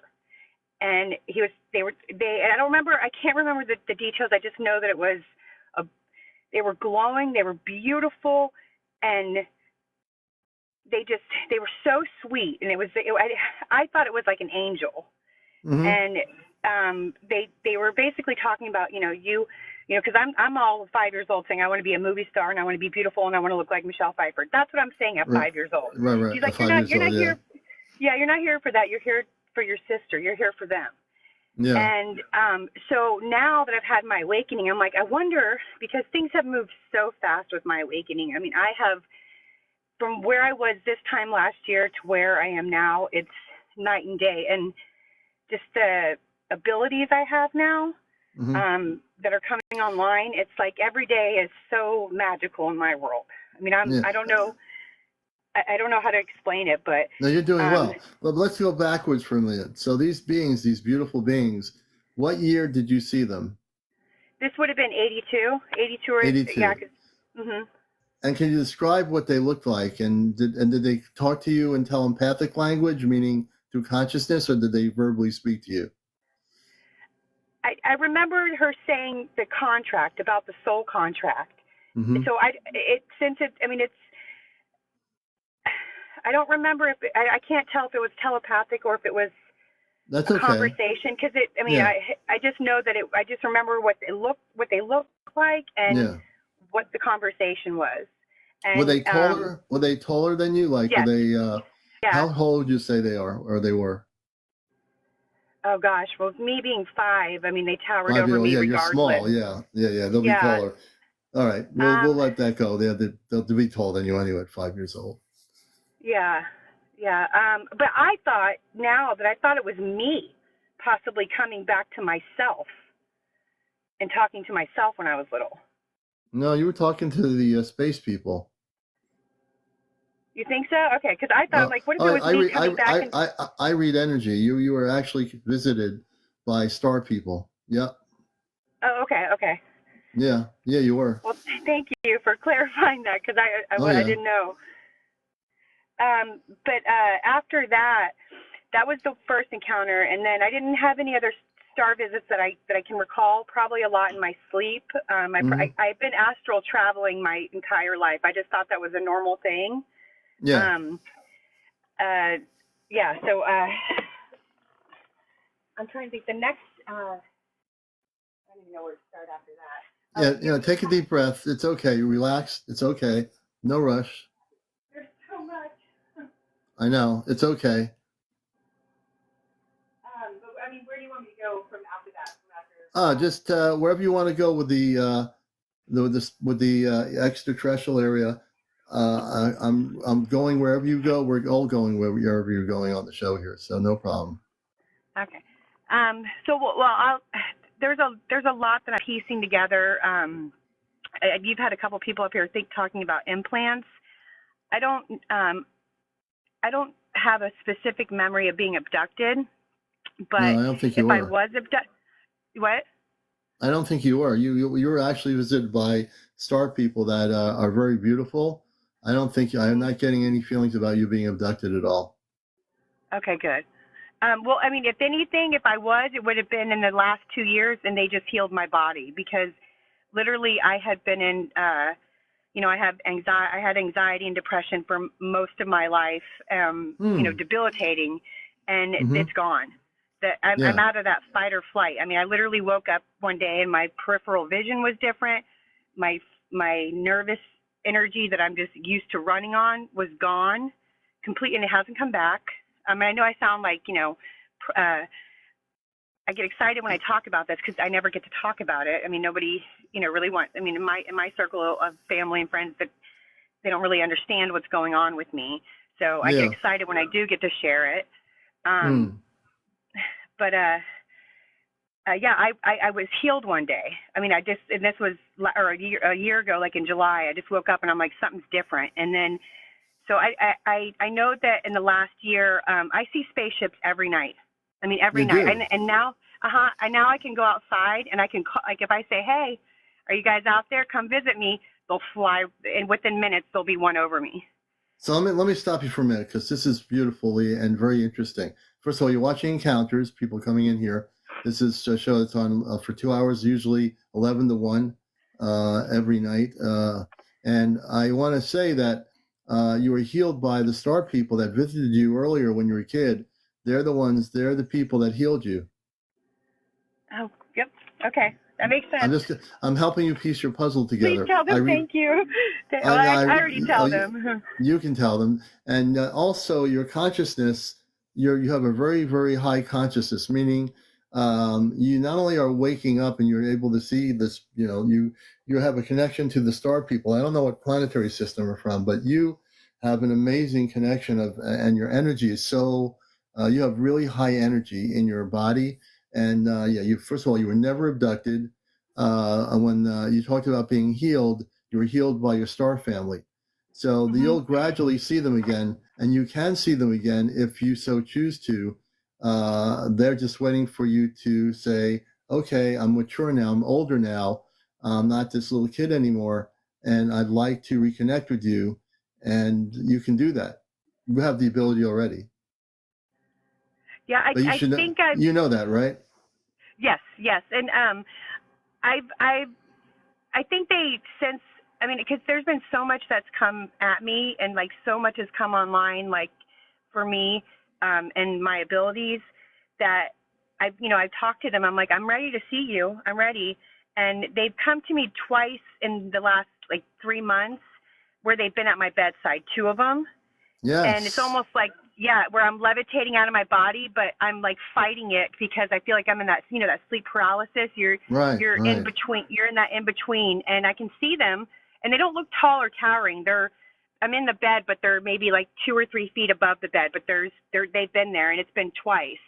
And And what the do way they, they talk to me, yes, and oh, how do they, can you express to my audience around the world what they look like for people that are wondering when they saw you recently, when you saw them? They um, look human? no, they didn't look human. They looked more. This was so it's in the dream, and I was asleep and it was dark in my room and I couldn't get like clear pictures of their face, but I would say, your typical alien elongated head, Oh, smaller, like they had that classic, like, I can't say for sure because it was, the dream, but I don't remember the it was specifics the because I was dream. like fighting it. Yeah. Right, But the way, but you the, had, go ahead.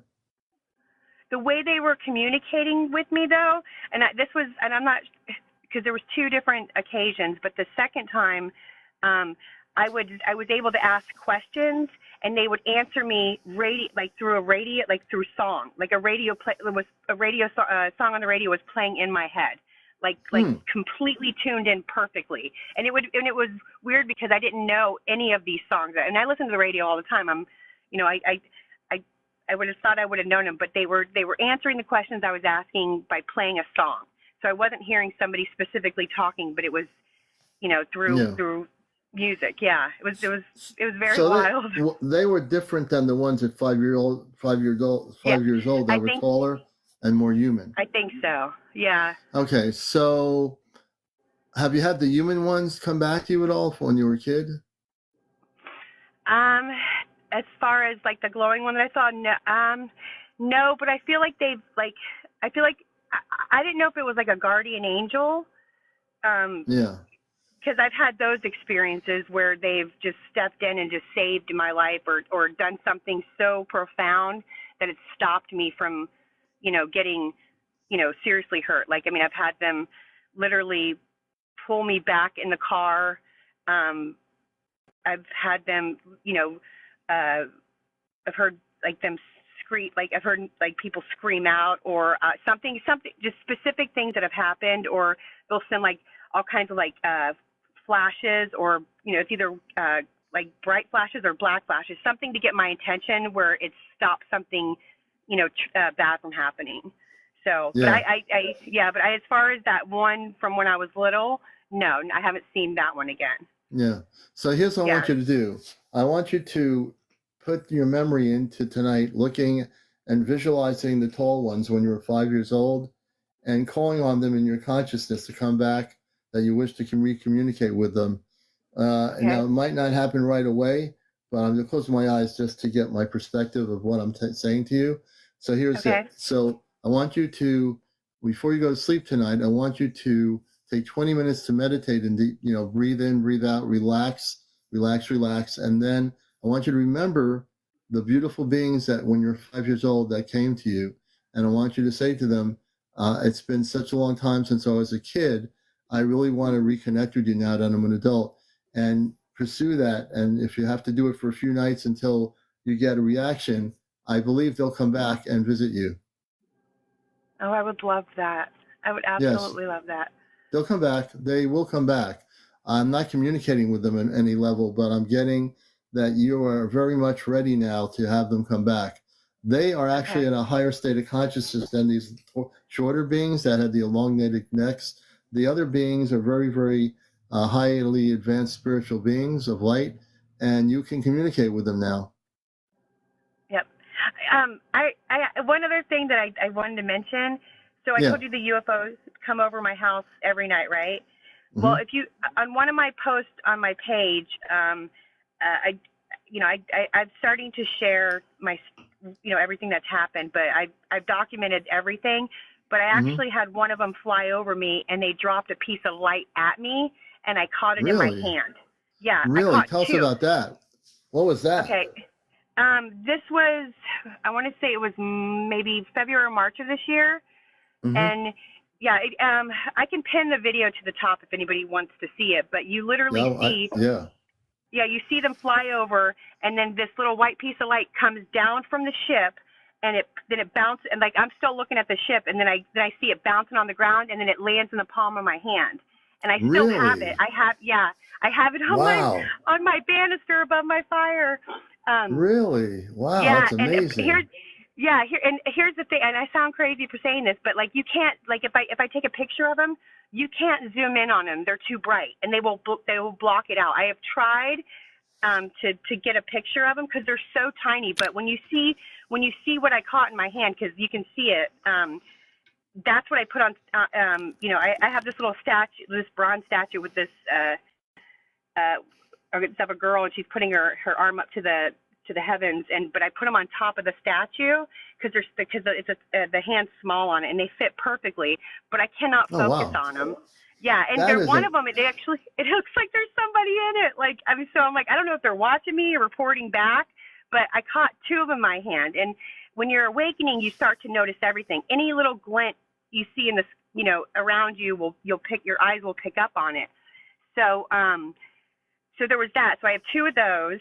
They haven't dropped anything recently, but it's so clear in the video. So where are these two objects of light that they dropped from the ship? Evidently, they gave them to you as a present from them. Yes. So that's amazing. So are they in your house? Where do you have these two lights, these ET lights that they gave you? They're on top of this little 2-foot statue I have of a little bronze. It's like a figurine of a woman, and she has her hand up. So it's on top. They're on top of that.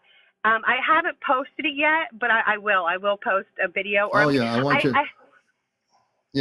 See that. Or I'm going to go live. I need to go live too, because there's so much I need to share that I haven't shared.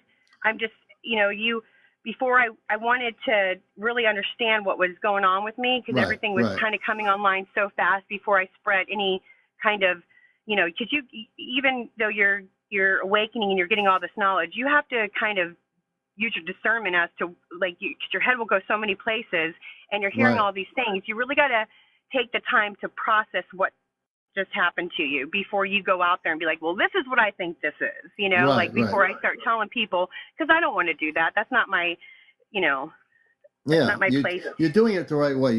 This is all happening so fast that, as you were a kid to now, and now you feel ready because you are ready. And this show is so big. You came on the right show. There's a reason why you're here. And, and everyone finds this show. And when they come on here, they feel so much better finally sharing, coming out of the closet like you're doing.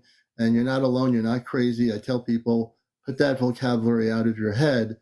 Everybody out here who's got an experience is coming out with that now, because we are in the time period where there's more spaceships being seen, what people call UFOs.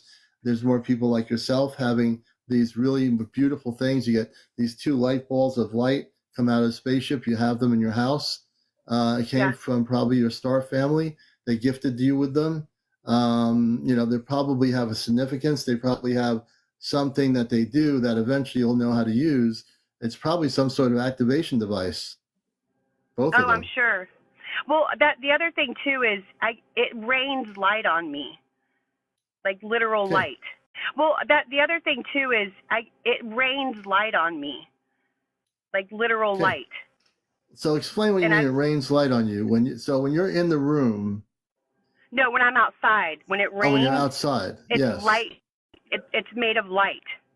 And it's on my page. Just look at my page. You can see it there, and you can. They're light bodies coming down to me, and then some of them they each look different. I mean, and then I have one. It's happened to me several times, but I mean, like when they'll shoot light at you, And then all of a Mm-hmm. sudden, like there'll be moments where, it's not winter. I'm in Washington, but it's not winter. And then it almost looks like a flurry, but it's not. It's light just coming. It looks like it's going around my biofield. Wow. And like the pattern of it, yeah. And then there's other times where it's just shooting at me. And then there's the rain that falls down, and it's like electric rain. It looks like it's like a sometimes it looks like rainbow colored, and you can tell when you look at, like, if you look at the video and you stop it, you'll be able to see this is not raindrops. These are light bodies. And then So when you say light bodies, they're light bodies coming from off planet that are coming down to where you are, correct? Yes. Okay. Or I don't know where they're I mean, I can't tell you where exactly they're coming from, but I'm pretty sure that it's coming from space. And I mean, I know, and I haven't seen anybody else with videos like that. Nobody. Yeah, nobody does have a video like that. Yeah, and then something. Oh. No, I was going to say they're probably coming from. This is my. I read energy, so I believe there's probably a really large cloaked spaceship way up, and I've never heard of this before, but I believe it is possible for space light beings to come out, and they have the ability to just float down to where you are, but they're coming off a spaceship, and they're highly advanced to the point where they don't need a beam of light. They just, like you said, when you slow it down, you're seeing the light bodies of these beings, correct? Mm-hmm. Well, you don't have to slow it down. You can to get a clearer picture of what they look like. But when you see the video, you'll see the light. It looks totally different than or the rain. Yeah, you'll see the rain. Yeah. Oh, interesting. Yeah. Very interesting. And then something else that happened, and I'm there's been so many crazy things. This past weekend, though. Are you still there? Hello? Hello? Can you hear me? Yeah. Oh. Yeah, I lost you for a minute, but go ahead. I'm listening. So you said, there's probably a big ship. I've seen the big ships, and I've seen the fleets come through. And my house, where I'm at, I have several pictures of, it looks like there's a portal, or I'm the portal, because there's always it's like a 3 rings. You can see the outline of, it just looks like a big sphere, but you can see little, I don't think they're stars. I think it's space. They're definitely beings coming through, and I've captured it on camera. But my backyard, or my porch, the whole thing is purple all the time. So my sky is purple. Yeah, all the time. And especially when it's. Go ahead. So your sky is purple all the time. Your porch is purple. It sounds like you have a galactic portal over your location. Yes. Okay, absolutely. I do believe that. Now you've explained it that way. Yeah, I understand it completely. Yeah, and it's funny because I can pick up, can pick up the energy. I can tell when the energies are changing by the clouds above my sky, because I get, the clouds will tell me just the way they're moving in, and especially I've been catching the auroras too here, but whenever the purple, I would say out of every week, at least 3 or 4 days, I can see a purple sky. And it's not just my whole sky's purple, it's a strip of purple, like distinct strip. And I thought it was like my crown chakra shooting up purple to the sky. Like, I didn't know. But what's crazy too is I work with plasma a lot. And I can see plasma beings. Yeah. And so, but this weekend, I started noticing, I could see the sky kind of moving with my eyes. And I'm not kidding. There was a plasma tornado, not tornado, but the shape of it, like a wrap. Like, it looked like it was a wrap, and I could move it with my eyes and move it back and forth across the sky. And it's gotten really strong, and I can do it on my porch. I do it in the forest, and it's the color of a rainbow, and it has all the eyes in it. So, really? And then it'll blow your mind when you see this, and I haven't seen it anywhere. Now, I want to ask you a question. And someone asked the question here in the room. Sandra asked, how do you work with plasma? I'm interested to know how you do that too. So, okay, so my dad, I told you about him. He was big into. My dad was an inventor, and he had he's always been, into space and Tesla and all that. And he had a plasma ball when I was little, right? So when he passed, I went all the way back to Florida to go get this plasma ball, and I brought it back with me. And it was so funny because I didn't know I couldn't take it on the plane. I didn't even put two and two together.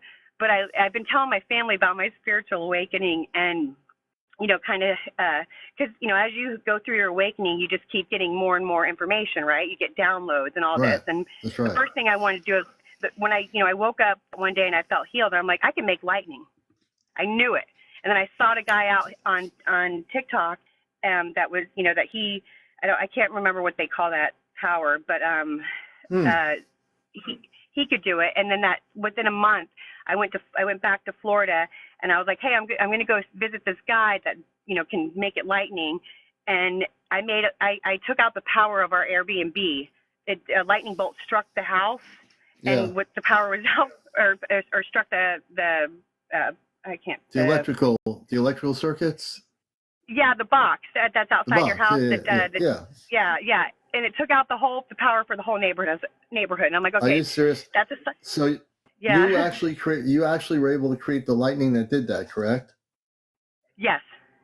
Interesting. Or that's just a synchronicity. I mean, because I was talking about it and telling them, and everybody was laughing at me, and then the lightning hit. So that was the first inclination. Then we get the plasma ball, and I'm in the hotel room with my sister, and I have it, and I literally had just picked it up, and I turned it on, and the hotel phone room, automatically, as soon as I touched the plasma ball, the phone in the room went on speakerphone and started dialing.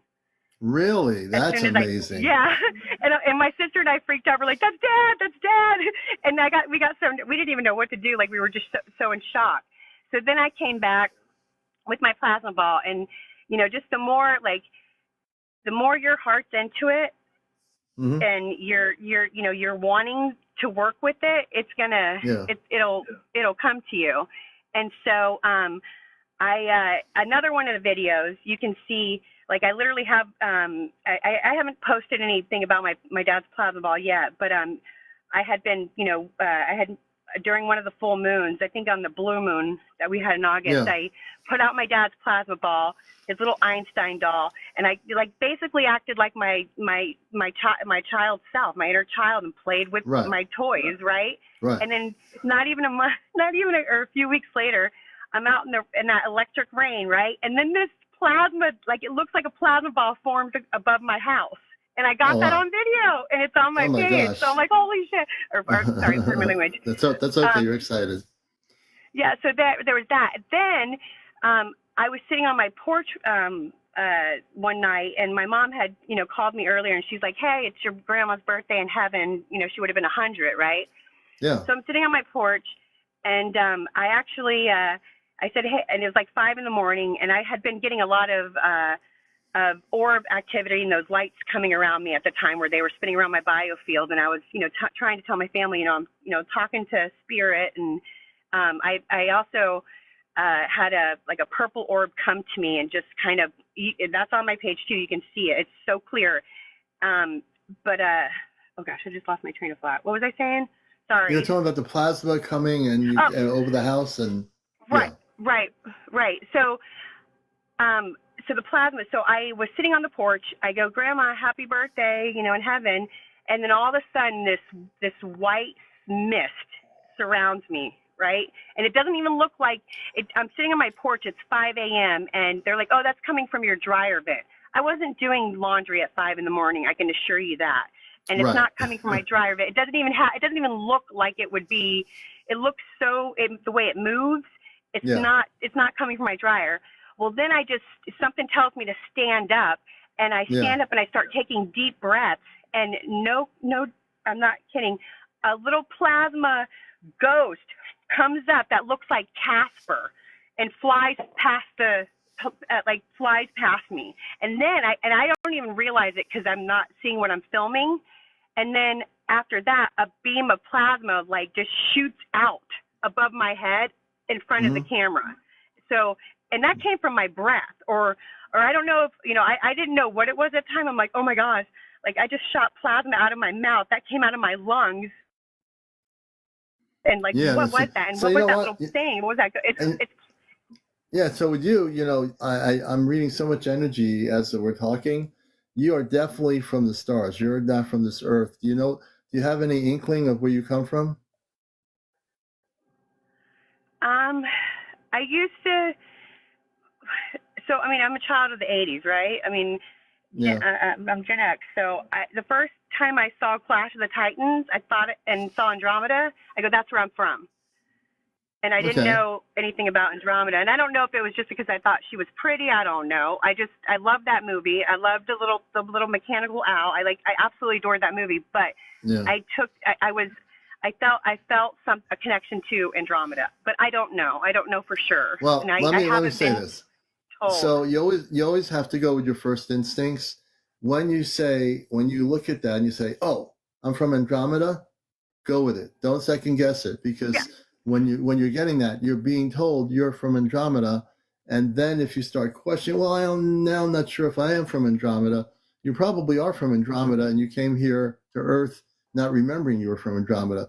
And also, when you get a chance, you want to connect with a friend of mine, Friends with Fairies in Vermont. When she's on live, check her out. You two would get along really well. And she has been on our Ashtar spaceships over 100 times physically. I'm in a group of, I know you just met me. I'm part of a group of 5 people that in 2025 will be going off planet onto a spaceship. I haven't talked about it tonight, but we're going to be, we're physically going to be, there's Kit Kat in here, if she's still here, Johnny of the Third Kind, myself, Chesna, who's not in here. We're all in the same region of the U.S. And then April, who's up in Vermont, Friends with Fairies 1111. And we met through TikTok in 2023. Those were some of the first people I interviewed. And then we found out that Friends with Fairies has fairies on her property, and she sees them. She's documented them. So I think you should hook up with her. I think there's a connection here. If you ever see her on live, just go into her live and say hello. I think there's a connection here. Yeah, I got fairy too. So there you go. Whoever knew. I didn't even know that, Yeah, there's a fairy video. I have a fairy video too. She's so beautiful. I think that's when I started seeing the fairy.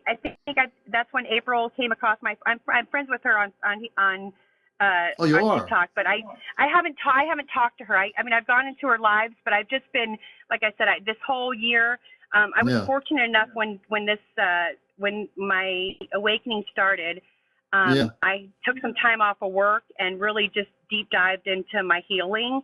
So I just wanted to absorb and learn and just kind of observe and take in much. So I haven't really spoken to her, but I've gone into her lives, and she's very sweet. And I know, I mean, she definitely, her and I have a lot in common. So I think so. Yeah, absolutely. I would try to have a conversation with her. I think there's a synergy of energy there. I think I've seen you in her live once in a while when I pop in, but your stories are incredible. You have a lot going on there, and go with the Andromeda. If that's the first instinct you have for yourself of where you're from, I would probably say that it is probably the best connection. And also, when you go to sleep, do some meditation and just focus on what you feel about Andromeda. And maybe there'll be information coming to you from those space people from the Andromeda star system. Mm-hmm. But you already have a lot of connections. You are so amazing. You're incredibly amazing. Not only are you having gifted light balls from the space people on the ship to you that you have in your house and all these other things with plasma, you are already fully activated to do things in the human body that most people can't do. It's pretty amazing. Thank you for saying that. Yeah. It is. I feel it's pretty amazing too, and I need to get out of my own way and kind of come online more, and I'm thankful that I came on tonight because me too. I don't know It's funny is I used to be a radio broadcaster. You used to be a radio I broadcaster. Yeah, very short lived in the Air Force. Yeah, I was more trying to go for I wanted to be like Delilah after dark. I wanted to be Delilah. like her. Oh yeah, she's the one who's on radio stations on FM saying, and tell us about your romantic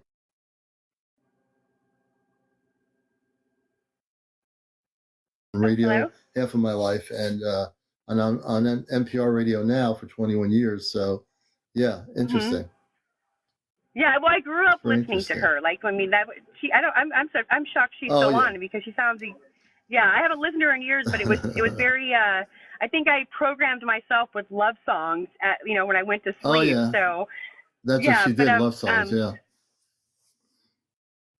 Yeah, I'm just very, I know that I have a lot to share, and I know that I can be of service. I used to work I'm a nurse, and I've been a hospice nurse for the last several years. And given everything that's happened to me, don't get me wrong, I love helping the sick, but it's time for me to explore different areas. I mean, I have a mission. I have a mission to help people, but I need to do it in another way now. I need to help people with their spiritual awakening and yes, show them that, it's just about believing. If you can believe it, anything's possible. Anything and everything. Oh, you only have a mission. You are now fully awakened, and there's no question. When I listen to your stories and everyone else all over the world listening to you, you are an amazing person. You are fully awakened. Everyone here loves you. All of my viewers all over the world are watching the show. They love your stories. Hi, everybody. Thank you. Oh, yeah. You actually are being listened to, and people are watching you. So you're reaching over hundreds of people around the world on the show here. And this is a very big show. And the show went viral pretty much after I decided to do a show here. And because I am a broadcaster and because I'm a contactee, I said, well, I have to do something. There's a void here on TikTok. I have to bring a real show here to this forum, and I'm glad you came here. Thank you so much for having me. I really appreciate it, and it's given me a calmness that I can actually come on and speak my piece and share without I've just been getting in my own way. So this means a lot to me that you had me up and let me share with the world. So thank you so much. And I'm following you. And also, you're always, my guests are always welcome back because I know you'll always have more things happen. You specifically will probably have, I can't wait till the space people, the tall ones, come back and you communicate with them. And so you can start practicing communicating with them and asking them telepathically that you're ready to see them as an adult and come back. And possibly even the ones that gifted you with those 2 light balls from the ship. You have the complete ability to communicate telepathically with them. You know that already, don't you? Yes. I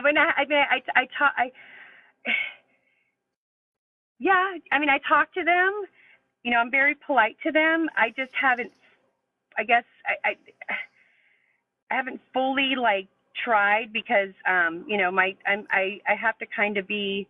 I have a son that's 11 and a husband in the military, and this whole awakening has taken them by surprise. So I'm trying not to, I mean, they're handling it now, so I have to kind of. Right, you have to be careful. But don't be too careful. Yeah, and I have to, I have to be mindful. Well, no. Mindful is good. Yeah, no, I'm. you don't want to overwhelm them. Whoops. Are you still there? What happened? Yeah, I'm here. You don't want to overwhelm them. I can understand. I can understand. Hey, look, I told my wife and my daughter that I'm going to be going off planet. I told them that a few months ago, and I said, look, don't worry about it because I'm going to go on an Ashtar command ship, and I have my father, my mother, my 2 sisters, and a brother on an Ashtar command ship, and my physical space body is in stasis on a spaceship that's separate, which is I'm much taller than I am here. But I will eventually be seeing them. So I just wanted to prep my daughter, who's 26, and tell her that I am going to be going off planet soon, probably in 2025, before we have major contact on the Earth. There's 4 of us, and our 5th person who's been on Off Planet April, which you've met already. We're part of a group of 5. She's mentioned it on her broadcast, and we'll go off planet for an hour, and then we're going to come back. So they'll just Okay. come into my room, and they'll open a what they call a rift, and then they'll come in and say, it's now time to go on the ship.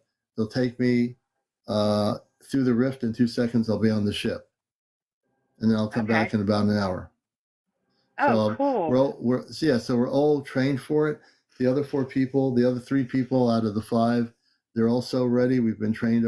We've been mentally trained for months. We've been we've been ready for this, and so just now we're friends. I can tell you, since you know April, that we're going to be actually going off planet probably soon. Oh, wow. Yeah. I'm excited for you. I'm excited for Well, I'm excited. humanity. I'm excited for the whole world. I'm excited for you too, because I know you're going to actually have connections again, where you're doing it right. You have family members, you have your husband, and and your daughter. So you're doing it right. You want to gradually, let them in on what's happening, and your space family will come to you when you're ready to bring them into coming back to you. They'll physically come and visit you. You'll have no problem with that. Okay. Thank you so much. I want to thank you, Can I ask you one more Bluebird. question? Oh, Can I absolutely. ask you one more question? And this is just kind of something that I'm kind of piecing together with what took place over the weekend. I don't know, like, I know you're not religious, I'm not part of organized religion, but as far as the Ophanim, what are your thoughts on Ophanim? Can you tell me what that is? Because I'm totally. They're angels. They're like the wheels within the wheels. Oh, thrones. Angels. Okay, so I mean, the angelic. I can tell you about the angelic world because my friend Ashtar Athena, who's in California, told me a lot about the angelic world, and that the angels have their own planetary systems. The angels, people think of angels from religious perspectives, but the angels in a non-3D world, they have families. They live on different planets in the angelic realm, but human beings would not realize that the angelic beings, they have families too. And they're very beautiful, very, very spiritually advanced. Outside of I always throw the 3D religions out, but I'm glad you asked me that question. So the angelic realm is very, very beautiful, and they do have family members. Yeah. Because I'm having a feeling that I might be part of the angelic realm, and here's why. Okay. Because, there's also a video on it too on my page, but not what happened this weekend. There's these bands that have been forming around me. It mainly was on my porch, but you can see they're the way it moves. It almost looks like it's my eyelid. That when the camera picks it up really well, but they're covered in eyes. And then this weekend, and that's been going on, this whole past year. Well, this weekend, I was able to cast it across the sky, those bands, and it looked almost like a tornado. Not tornado. I think I already brought that up. So I don't know if that's something's telling me it's Ophanim because of the way it's shaped and the way it's just, and I guess in the Book of Enoch, the way he described them. I didn't read the Bible, but I've read up just on this, on the Book of Enoch, and I think that's what might be going on with me. So I'm going to kind of explore that more, but just with the way in general, my understanding since years ago, I looked at, I was going to say the angels primarily are physical, very advanced spiritual beings of light, and they have their own planetary systems.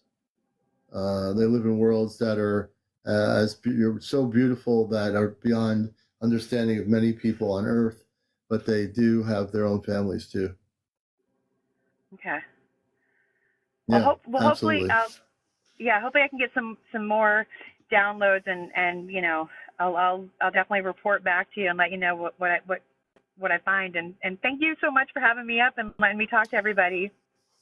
Oh, it's been great. I hope you feel better with the cold and everything. And I'm glad you came up. You're always invited to come back. Weather change. Yeah, and you're I'll always be back, invited to come definitely. here. Yeah, absolutely. I'm following you. I'm gonna check your videos out on your page, and I'm really thankful you came up here. It's been great. Yeah, very nice to meet you, and thanks again, and hello everybody. Thank you. All right, and everyone loved your story, and we did too. We hit 100,000.5. So we're Yeah. gonna let Bluebird down. Yeah, we did it. We did it, right?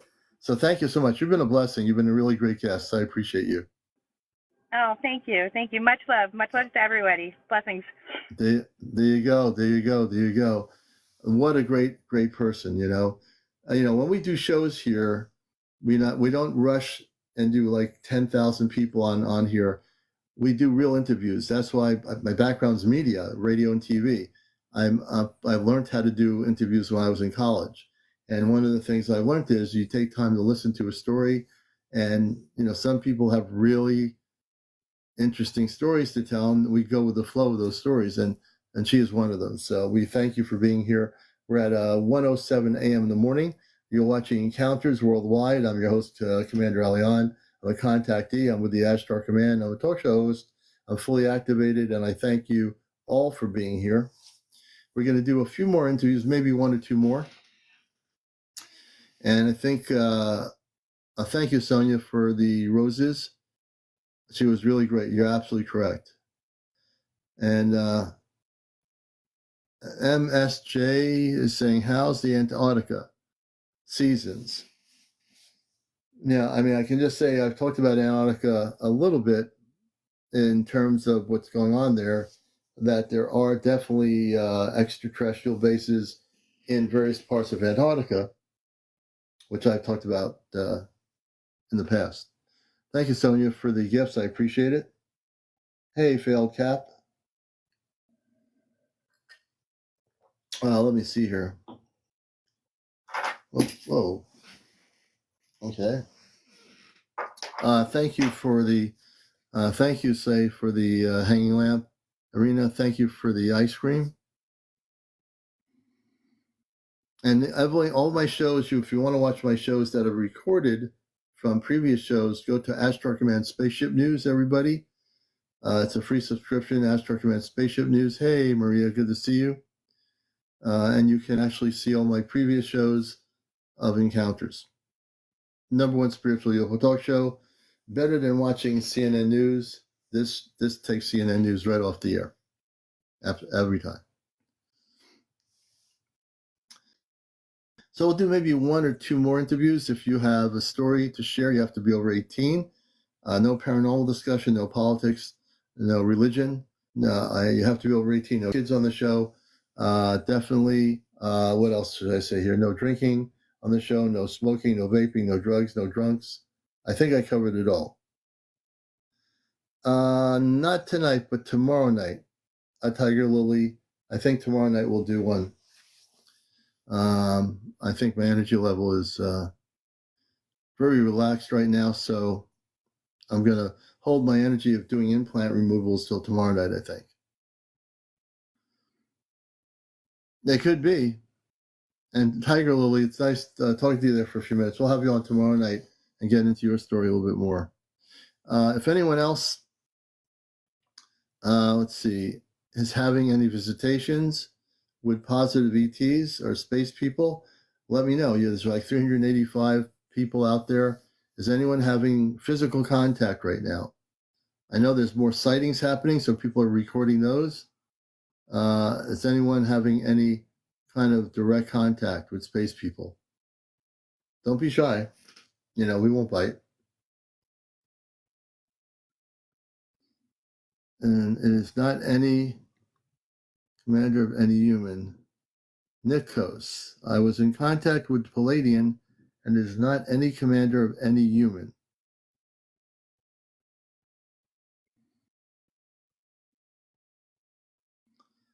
Okay, I think Nikos is going to have to be taken out of here. Bye-bye, Nikos. No negativity in this place, man. You're out. Nikos is out. Bye-bye. When you do that, you're out. No, I didn't even mute him, Hetty. I just blocked him. Bye-bye. You see, people like that. You see, when you're a talk show host and radio and TV and things like this, We don't let people like that get in there that say they've been involved with the Palladians, because if they were, the Palladians would never accept somebody like that to be acting like that. Bye-bye. No more Nikos. The positive stories always leave me feeling so happy. Good. Project Blue Book, yes. That was done in the 1960s. And by the way, they went underground with it, They completely went underground with Project Blue Book. They never stopped doing what they were doing. They just didn't go public anymore with it. Yeah, Valerie, if you message me, I'll tell you, you can get to my YouTube channel. You can watch all my past shows. Ashtar Command Spaceship News. If you write this down, everybody, Ashtar, ASHTAR, Command Spaceship News. You can watch all my previous shows. Yeah, Griffin, people can, but they have to learn how to do it.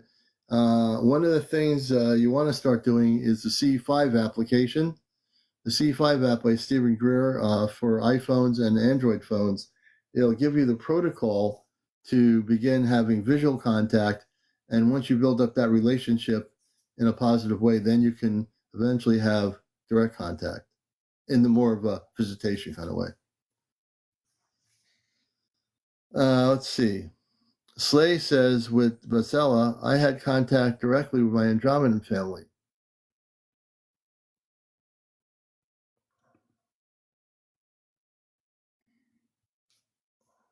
I'm just looking at the comments here.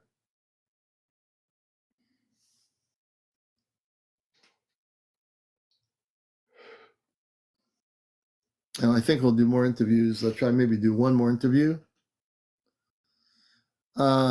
So, Slade, did you have direct contact, meaning they came physically into your room or home? That when you say direct contact?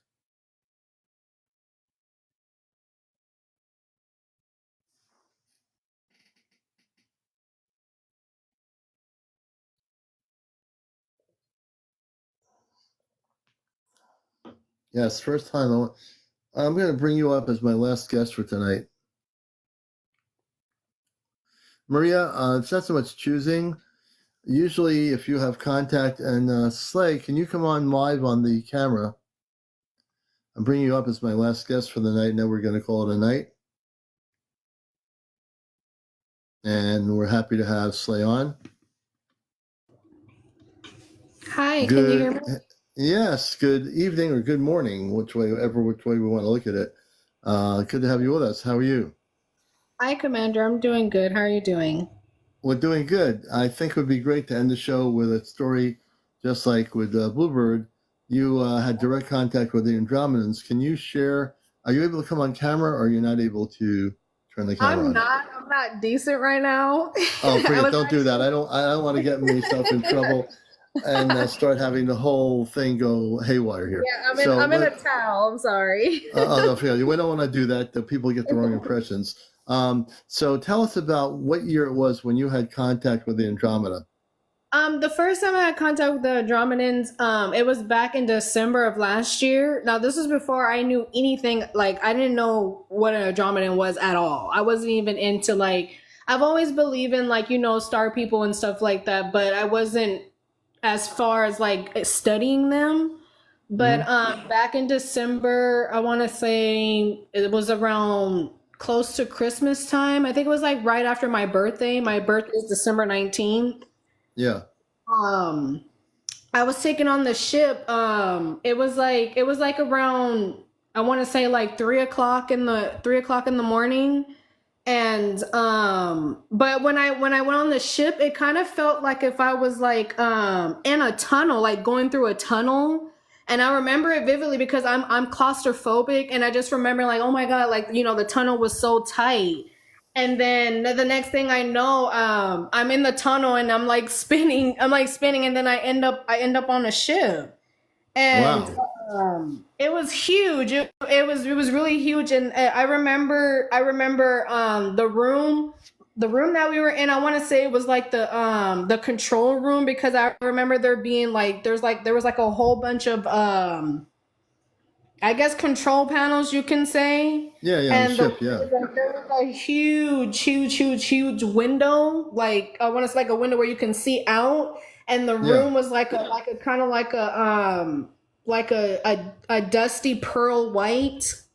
And a woman appeared, and she was really tall, and she was dressed in like it kind of looked like how can I say it? Like I want to say like uniform. It was kind of Yeah, like yeah. but it was like if she was like how can I say it? Not ready to go to war, but she like it looks important. She was wearing like she was as an Andromedan, she was probably like a commander of some sort on the ship. Yes, exactly. Because I was in the control room, and I just remember I felt at home and I felt peaceful. And then the woman, I didn't get her name or anything like that, but all I remember is that she kind of looked like me, but it wasn't me, but she looked like me, like she looked similar to me, Right. if that makes sense.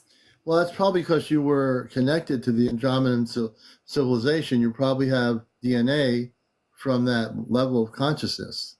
Yes, and I remember around the time that it happened, I guess I was kind of going, I guess you can say like the dark night of the soul or whatever, and not really having an identity crisis because I've always known who I was, but I was just going through some things around that time, and she just started telling me like how I'm doing good, I'm on the right path, you know, and stuff like that, and that I'm doing what I'm supposed to be doing as my part on the earth. And I just remember telling her like I don't want to go back to earth, like why can't I just stay here, why would you send me back? And she was telling me how I have a mission and that I have to complete it and I can't just abort mission, and I signed up to go there, you know, I basically, and and she was just telling me that, you know, that everything's going to be all right and that I'm doing good and I'm doing what I'm supposed to be doing, and, you know, just all that type of stuff. And then next thing I know, I'm back in my house, and it's like, and I'm just there. Like I didn't go back through the tunnel or anything, and I was just there, and she just told me that I had to go back. And I literally started crying. Like I was crying. I did not want to come back. You didn't want to come back. You see, so she had a direct contact with her Andromedan family, a space woman who was probably a commander on the ship, and then she had to come back. So that's, you know, when you look at it that way, many of you in here, if you know that you're a starseed and you feel you have a mission, just like Slay does, you know, and you have that, they'll tell you to come back because once your mission's completed, you'll be able to reconnect with the people from your star family, from the Andromedan star system. Like, for example, we were trying to get people on the show here ready for contact in 2026 because there's going to be contact with the star people. And that contact probably will include the women and the Andromedans that you're connected with too. They're part of the command. Yeah. And when she was talking to me, she was talking to me telepathically because her mouth wasn't moving, but I heard her clearly. Like if we were talking back and forth, like when she would talk, it was telepathically, but I would talk out loud, like with my voice, if that makes sense. And then I was back, and my husband, he thought I went outside, and or he thought I was in the bathroom or something like that. He said he was looking for me all over the house. And I was like, the last thing I remember is I was in the living room. That's where I was at. I was in the living room. And then the next thing I know, I'm in a tunnel, and I'm like, you know, what the heck is going on? Wow, that's amazing. You see, and then the recent contact that I had,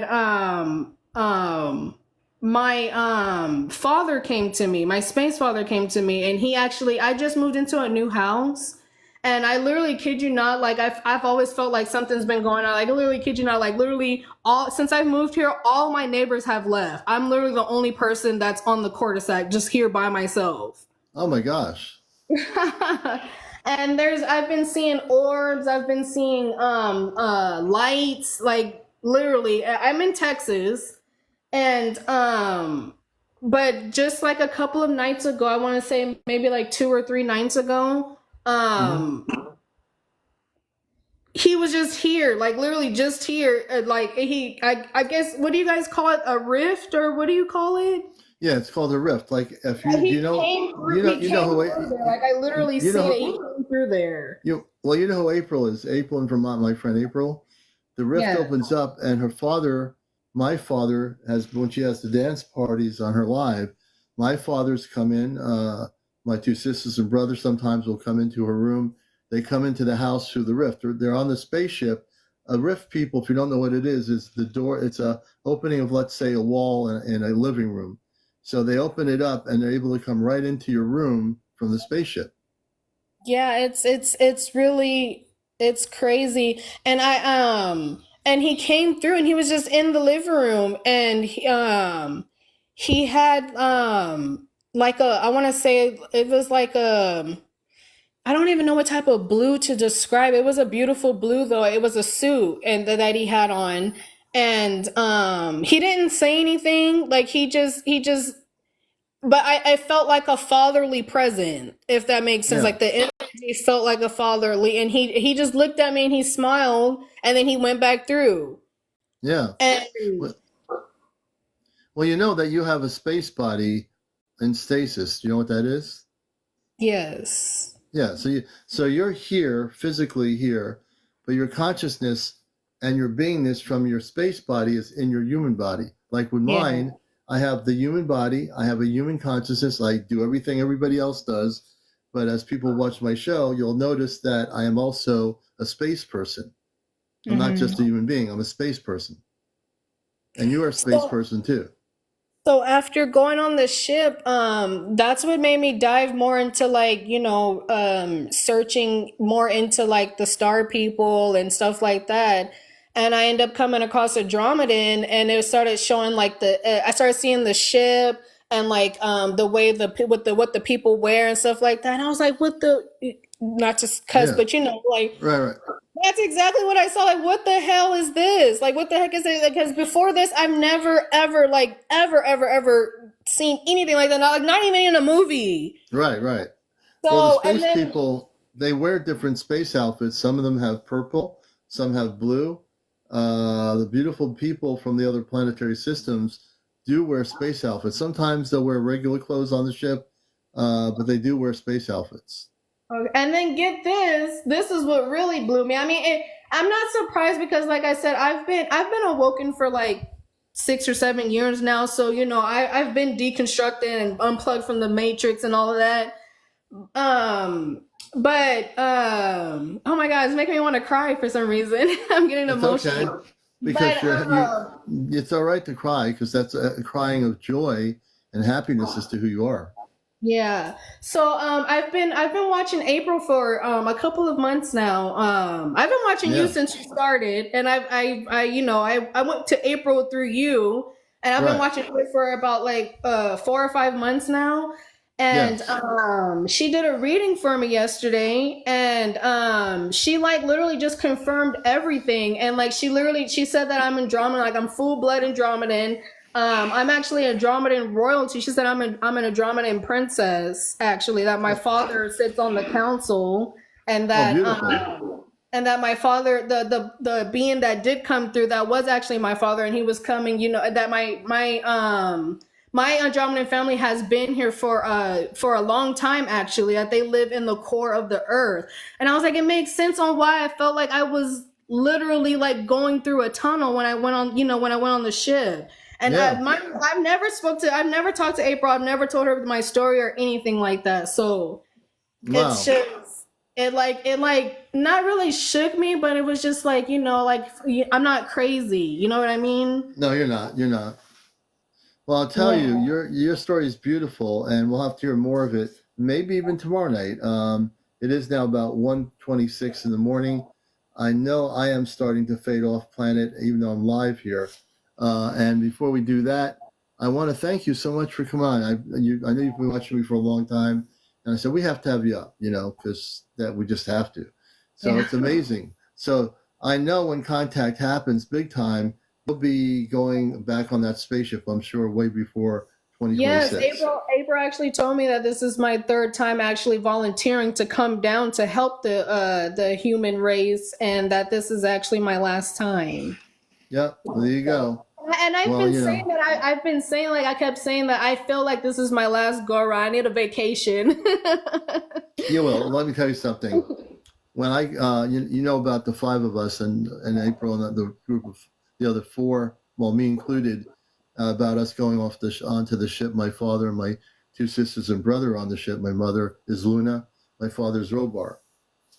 So, we will be going off the ship soon.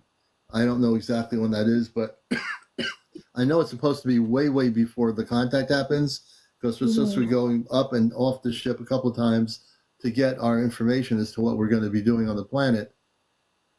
I already know that this show is what I'm doing is correct, but there's other things we're going to be activated with when we go on the ship, and so it's beautiful to meet you, because you are your father is definitely, and the Andromedans are on the council of the Ashtar Command. So Yeah, she said I'm actually next to sit on the council. So I was like, oh my God, like, yeah, the council. That's big to just find out just all of a sudden.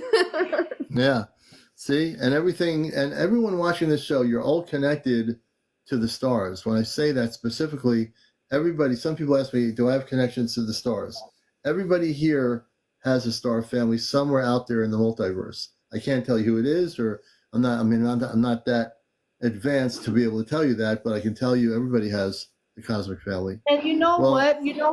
Before he came to me, he showed me himself. I seen him in the sky. I have a picture. I sent it to you. I'm not sure if you got it. It was literally. I got it. He was literally right above my house, right over my head. Like, you can clearly see his whole face, his whole head, and he was in the sky. And I took a picture of it. Now, do you think that was him presenting it from the ship like a holographic image of his face, so you would be able to take a picture? I think so. I think to like kind of warn me, because even I see things. I've always seen things since I was a kid. I've always heard things since I was a kid. But sometimes, like, when it just happens, just all of a sudden, it still startles me. So I feel like he was maybe like trying to warn me. So when he just appeared in the living room, I didn't get scared. Yeah. Well, he's a beautiful person. So based on your description, well, Slay, we're going to have you back on for part 2 of your stories. They're beautiful. It is now 1:30 almost. I want to thank you for being here. I also want to thank our wonderful worldwide audience. And you can watch my show at 11 o'clock tomorrow night with a live show. Saturday night is Ashtar Command Night with April and myself. And that will begin at 11 Saturday. And it's everything and all things Ashtar Command on Saturday night. So, Slay, thank you so much for being here. You're a blessing. Thank you for having me. Good night. Have a wonderful night. You too. All right, I'll let you go. And I want to also thank everybody for finding the show. The new people, we're on here usually at 11. I do take a night off once in a while. And if you say, and you start freaking out, say, where's the commander? Sometimes I need to take a break. But we're on here usually at 11 o'clock in the evening with Encounters, a show that's out of this world. And also I'm the host of WESU Sunday morning on NPR Radio, Cosmic Eye Ashtar Command Radio, for about 21 years. I want to thank all the people for the gifts. I thank you all for being here. We'll be on tomorrow night at 11 for another edition of Encounters, and also go to my Ashtar Command Spaceship News page to watch all the shows that we've done since last year. It might take you a few weeks. You might have to get some popcorn, and then you can sit there and watch it. And again, thank you everybody for being here. I'm going to call the night off and, just call it a night. So take care. Thank you. I think it's QWN. Thank you. And I had enough apple cider for tonight, so we're going to save some for tomorrow night. Another show tomorrow night, 11 p.m. More of Encounters. Take care, everybody. Peace, love, and light.